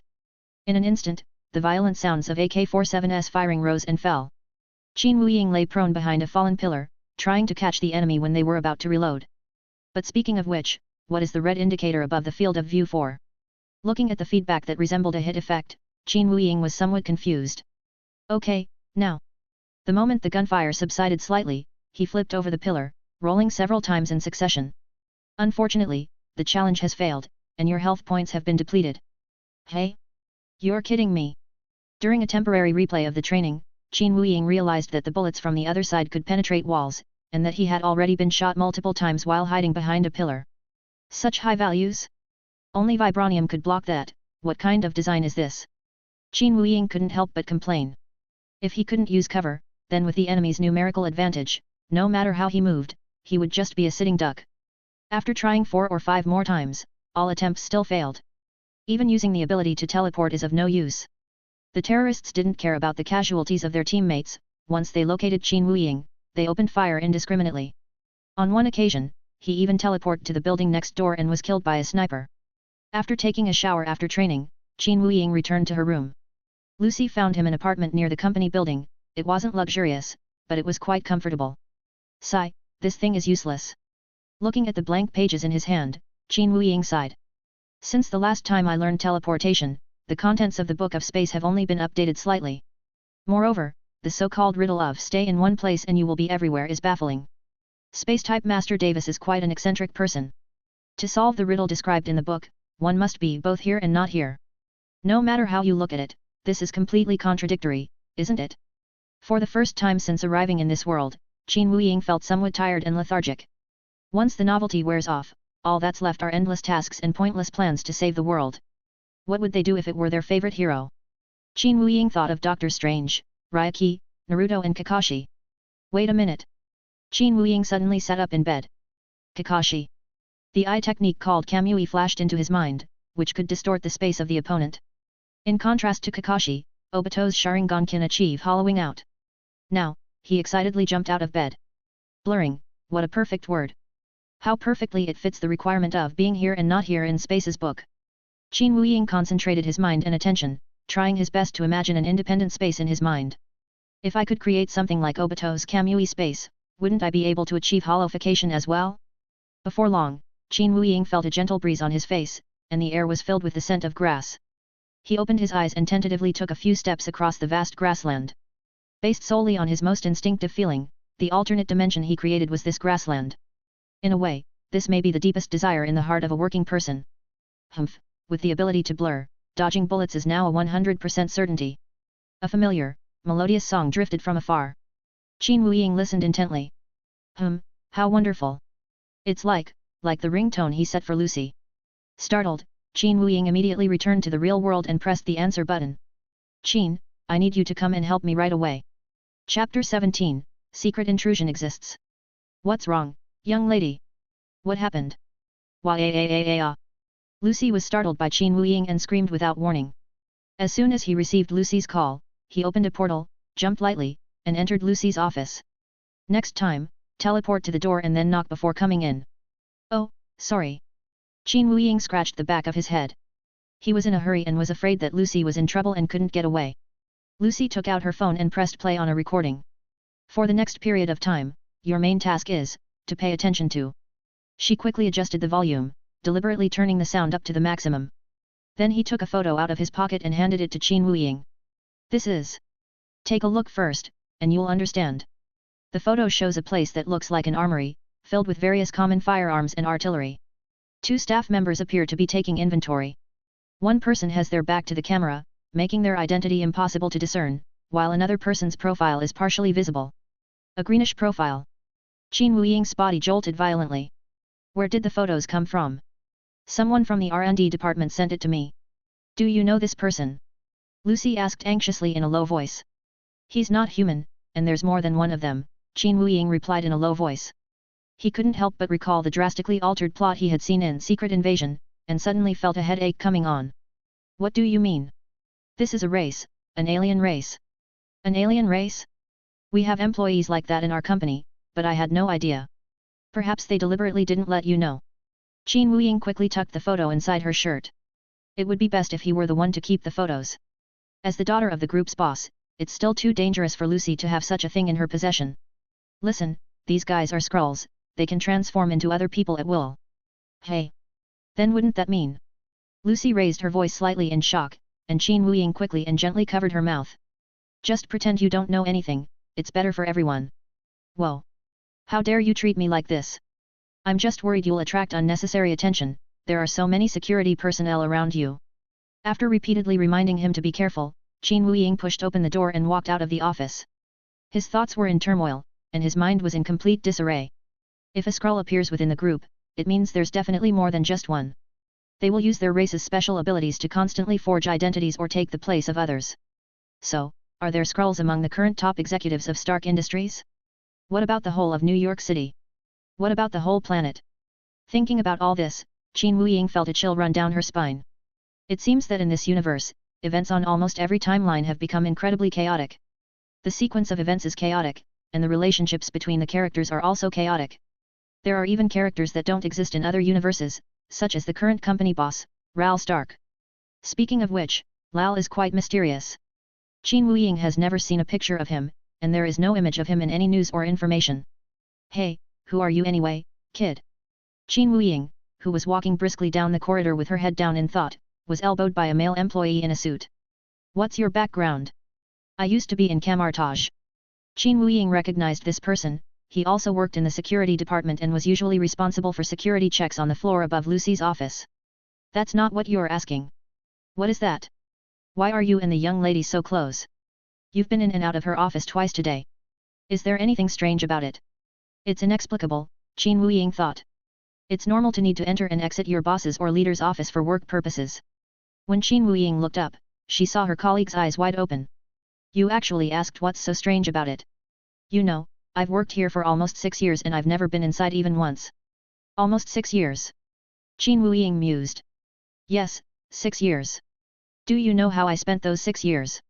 Wait a minute, Qin Wuying interrupted his colleague, not wanting him to launch into a long, boring tale. Since you've been here for 6 years, you must know when Mr. Ral Stark took over, right? Of course I know. He already held a high position in the group. After that incident, everyone elected him as the top chairman. Needless to say, Qin Wuying knew that the matter was about Tony Stark being trapped in the cave. He just didn't know why no one was willing to discuss it openly with others. Thank you for sharing, but I have to go now. Qin Wuying patted her male colleague on the shoulder, then strode away. Hey! Don't go. You still haven't told me how to get along with my beautiful boss. That's a secret, Qin Wuying said, then quickly left. Now he can't trust anyone, he must first figure out who the Skrulls are and who the real Earthlings are. Lucy gave him the photo, so Lucy can trust him for now. Let's agree on a code word so we can confirm each other's identities. After thinking it over, Qin Wuying still edited the message and sent it to Lucy. To his surprise, the other party immediately replied in text, of course, no problem. How about we agree on prisoners in the pool? Why can't I get over this hurdle? Qin Wuying typed no problem weakly and then turned off her phone screen. Is this unpleasant nickname going to stay with me for the rest of my life? No. I don't want that kind of thing. Buzz, buzz the phone, which had just turned off, vibrated again as if receiving a message. Now we have a shared secret, that's good. A new message appeared in Lucy's chat window. Qin Wuying had no idea what the other person's mood and expression were when they sent the message. But his cheeks were already a little red. Then, without thinking, he replied, yes, I think so too. Next, he took the elevator, passing through ingeniously designed corridors and rooms of all shapes and sizes. Finally, it stopped at the entrance of the R&D department's central control room. He didn't have an access card for this place, so he could only wait there and see if anyone came in or went out. Who are you looking for? Fortunately, within a few minutes, a person in a white uniform came out from inside. That's my guest, let him in. From inside the central control room came a man's voice that sounded very familiar to Qin Wuying. Chapter 18 The liquidation operation begins. The control room was completely silent. The only sounds were the knocking of the operating system and the hum of the machines. The researchers don't talk or communicate much with each other, even work-related matters are communicated via text messages on communication terminals. The work atmosphere here is usually this oppressive. This reminded Qin Wuying of her previous work environment, which wasn't great either. I don't know if the flow of time is the same in the two worlds, or how long I've been gone over there. You've finally arrived. I've been waiting for you to help solve this problem. A man wearing an iron mask stepped forward, grasped Qin Wuying's hand tightly, and said warmly. This is the man who let him in just now. So that's the masked man Lucy mentioned in Camartage. However, the mysterious masked man in front of us shouldn't be Obito Uchiha, right? As their hands crossed, Qin Wuying noticed that the other person was putting something into his palm. He quickly put his hand back into his pocket as he pulled it out. Qin Wuying came here specifically to seek help from the masked man, a potential ally. But now it seems that the other party already knew his intentions. You seem to be a talented person as well. Even through the mask, Qin Wuying could feel the other person scrutinizing him. Unfortunately, among humans, I am the only true genius. The masked man raised his head and uttered those words in an extremely arrogant tone. At this moment, Qin Wuying quickly went through the names of all the scientific and technological geniuses he knew in his mind. However, he still couldn't be completely certain of the masked man's identity. You're a mage, right? Help me look at this code. The two moved to the masked man's control screen, where he pointed to one of the sections and asked Qin Wuying for help. I'm a mage, not a programmer, how could I possibly understand it? Tisk, are you stupid? This part is encrypted with magic, otherwise why would I have called you here? As he spoke, the masked man glanced at the old doctor behind him and noticed that the old doctor was staring at them. Oh, I see. I'll remove it then. Qin Wuying spread his arms out and placed them on the screen, then muttered incantations. Demons and monsters, leave. Demons and monsters, leave. Demons and monsters, leave. Is this a proper incantation? SHH, don't doubt me, I'm a professional. After pretending for several minutes, Qin Wuying slowly raised his head, indicating that the decryption was complete. It works perfectly now, you did a great job. The masked man glanced at the other researchers out of the corner of his eye, then pulled Qin Wuying's face close to his ear. You'll find the things I gave you useful on the 5th basement level. Alright, you should go now. I have other work to do. After whispering his instructions, the masked man deliberately raised his voice and ordered Qin Wuying to leave. The old doctor followed behind and escorted Qin Wuying out. Everything you see in this lab must be kept secret, or you risk permanent imprisonment. Don't worry, I'm not stupid. I'm afraid you are. If you leak this information, I will make you wish you were dead. Beneath the old man's gloomy face lay an equally vicious heart, he wasn't just bluffing for fun. Qin Wuying didn't have time to argue with the old doctor. After nodding and swearing repeatedly, she quickly took the elevator to the underground floor. All of Stark Industries' businesses, which are at least somewhat legitimate, are built on the ground. Besides the archives and armory, the underground floors also housed many clandestine research projects. Of course, Qin Wuying only learned these things later. Hello, please show your authorization certificate. As soon as I stepped out of the elevator, 2 security guards were standing guard at the door. Qin Wuying reached into his pocket and pulled out a small ID card, pure black, without a barcode or name. Did the masked man give you the wrong thing? Isn't this the most special one? This isn't your ID card, is it? It's an emergency, so we need to handle this as a special case, Qin Wuying said coldly. He knew that the more confident he appeared, the less confident the other party would be. But, this card doesn't usually appear.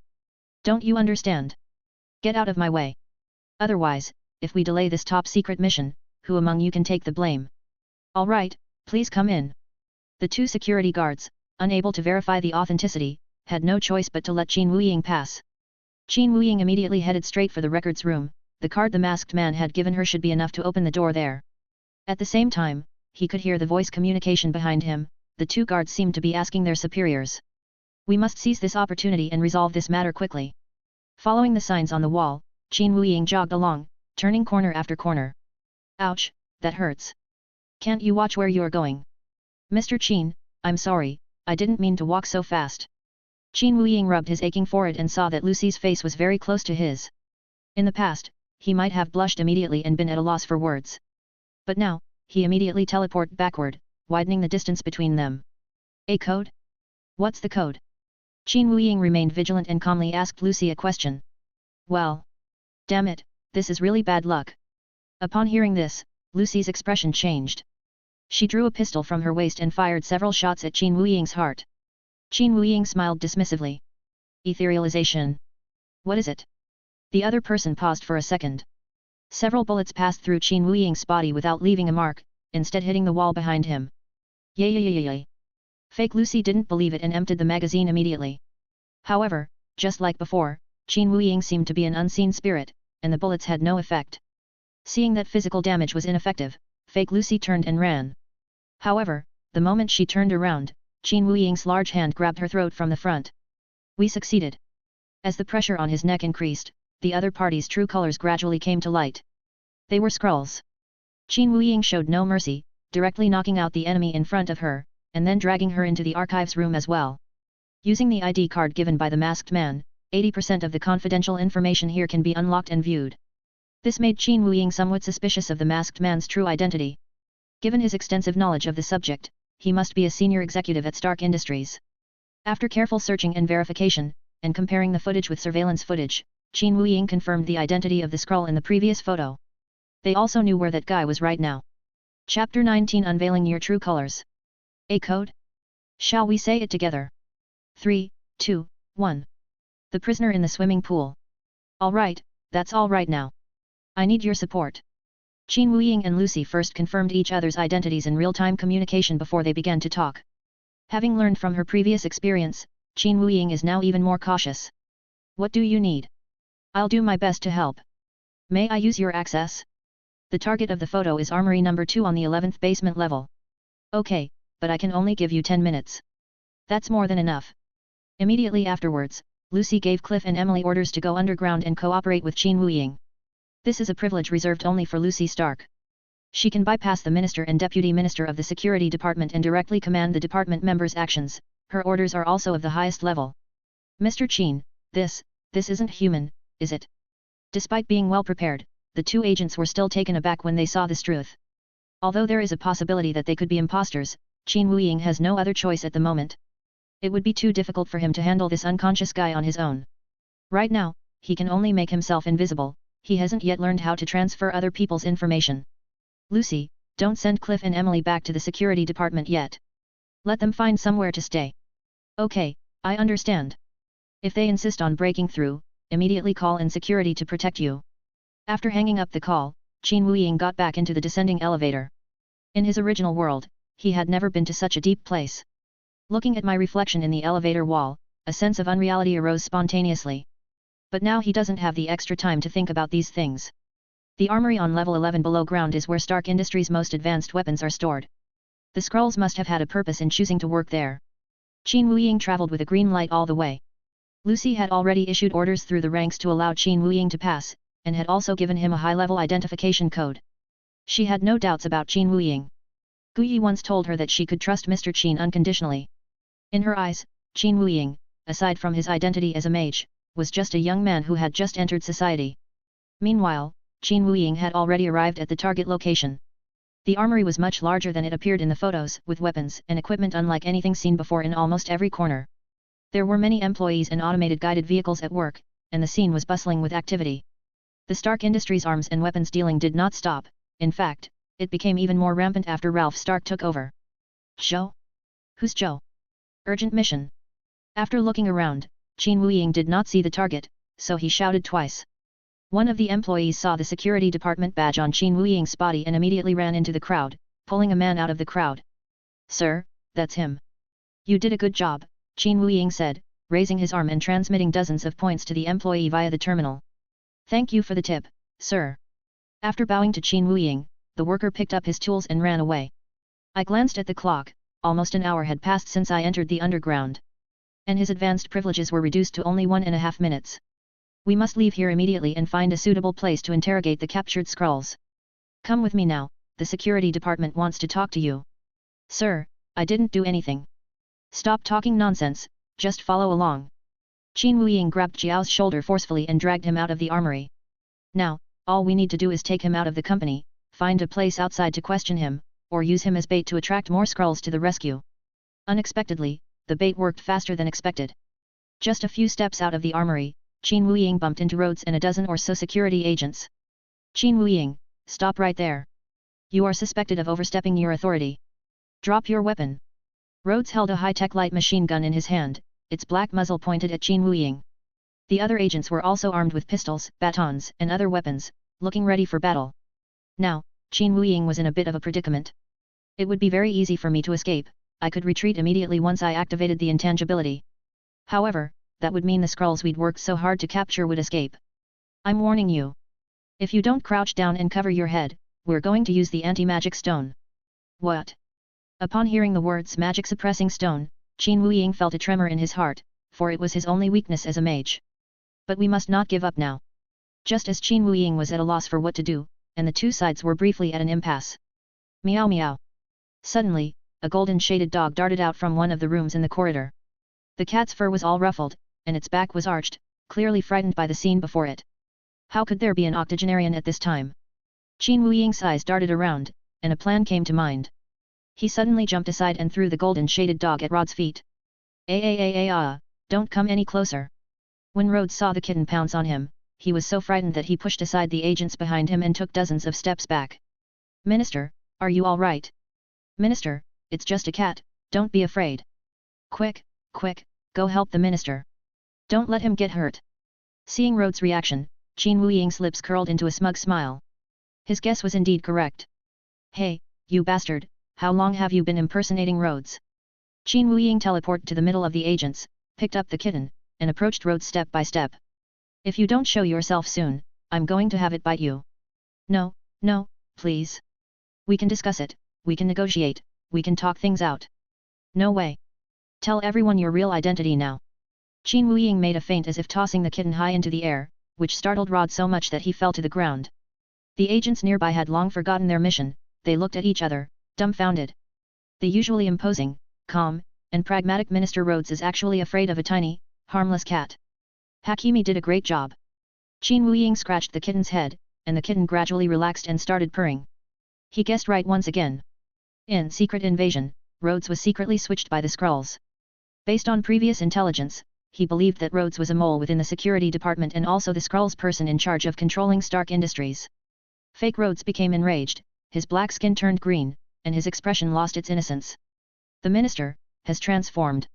The agents were taken aback and scattered, no longer daring to stand next to the fake Rhodes.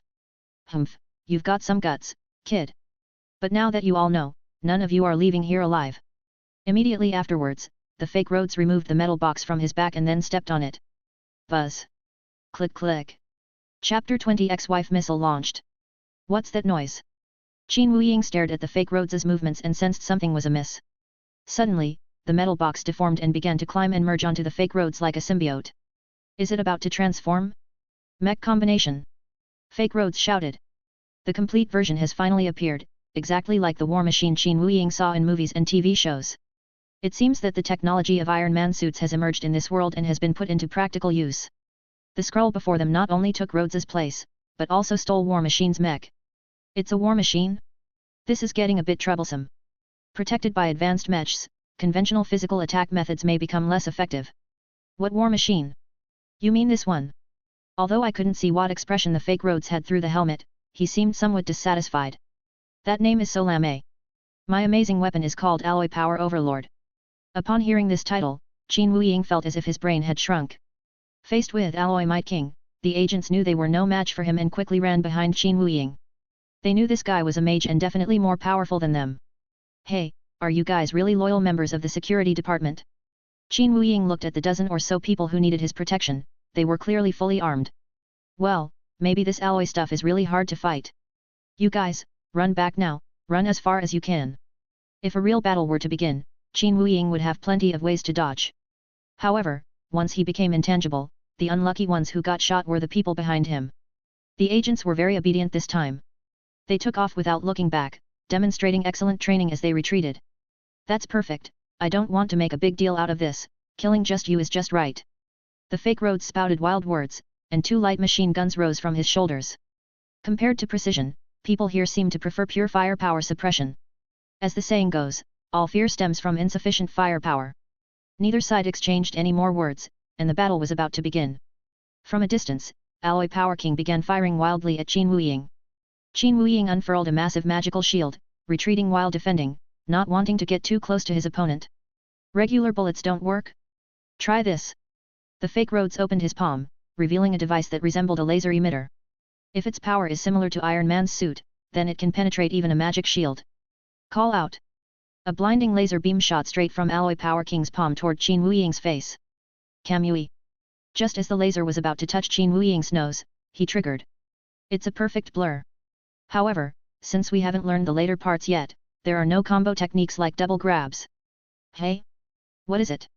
Seeing Qin Wuying's barely visible torso, Fake Rhodes was somewhat surprised. He had never heard of mages having such a technique. But he wasn't completely unprepared.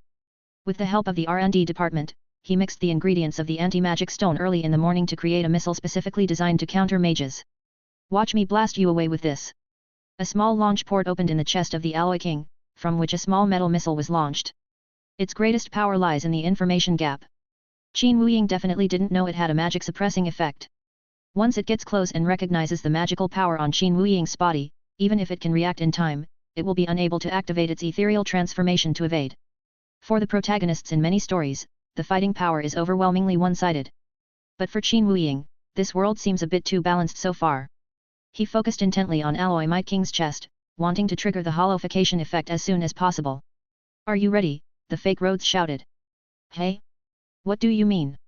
Asking the enemy if they're ready before launching an attack is just too pretentious. 5, 4, 3. As the Fake Rhodes counted down, he suddenly launched a missile when he reached 3. Damn it, you have no sportsmanship. Qin Wuying was tricked and had no time to react. He could only watch helplessly as the high-speed missile hurtled towards him. Just as he was about to activate the intangibility, he found that he couldn't muster any strength. Oh no, this is a magic suppressing stone. He could only close his eyes and wait for death to come. However, 1 second, 2 seconds, 3 seconds passed, but the imagined pain did not come. Qin Wuying opened his eyes and found that the missile had landed on the ground at his feet and was still emitting white smoke. The missile is broken. How could this happen? Fake Rhodes couldn't accept that his trump card had failed. Why did my meticulously developed ex-wife missile suddenly malfunction? Qin Wuying thought to himself, blame it on the bad name you gave it. It seems that no matter where it is, the ex-wife missile is a useless thing, only able to deter the enemy for 3 seconds. The moment it's launched, the deception will be exposed. Now it's my turn, isn't it? Qin Wuying immediately teleported behind Alloy Power Overlord. They had just delayed long enough to basically exhaust Alloy Might King's ammunition. Now even his ex-wife is gone. Qin Wuying gently placed a finger on the gap on the back of the mecha. A powerful surge of magical energy instantly flowed into the mech. Ha ha ha, you're such a fool. The Fake Rhodes maneuvered the mecha around, letting out a few sneers, you've actually made me recharge. Seeing the energy level steadily rising, Fake Rhodes was overjoyed. 80%, 110%, 250%. Something was wrong. Fake Rhodes discovered that the amount on the energy panel far exceeded the set maximum value. Warning! Warning! The entire mech visibly began to heat up and turn red, and emitted black gas. Get out now! Fake Rhodes hurriedly issued commands to the artificial intelligence mounted on the mecha. Slap! Slap slap slap! The Alloy Power King fell apart within seconds, accompanied by a burnt smell. The Fake Rhodes crawled out of there in a disheveled state, his face covered in traces of black smoke. If you're so capable, why didn't you just defeat me from the start? Qin Wuying smiled dismissively. That's why I said you guys are all idiots. He pointed to the surveillance camera above his head. It's no use. I paralyzed the entire regulatory system here before I arrived. The scroll revealed a sinister expression. Wait until I revert to Rhodes' appearance, then let's see who they believe. I'm not going to believe you anyway, you bastard. Just then, the masked man's familiar voice came through the communication device. Where the hell did you jump out from?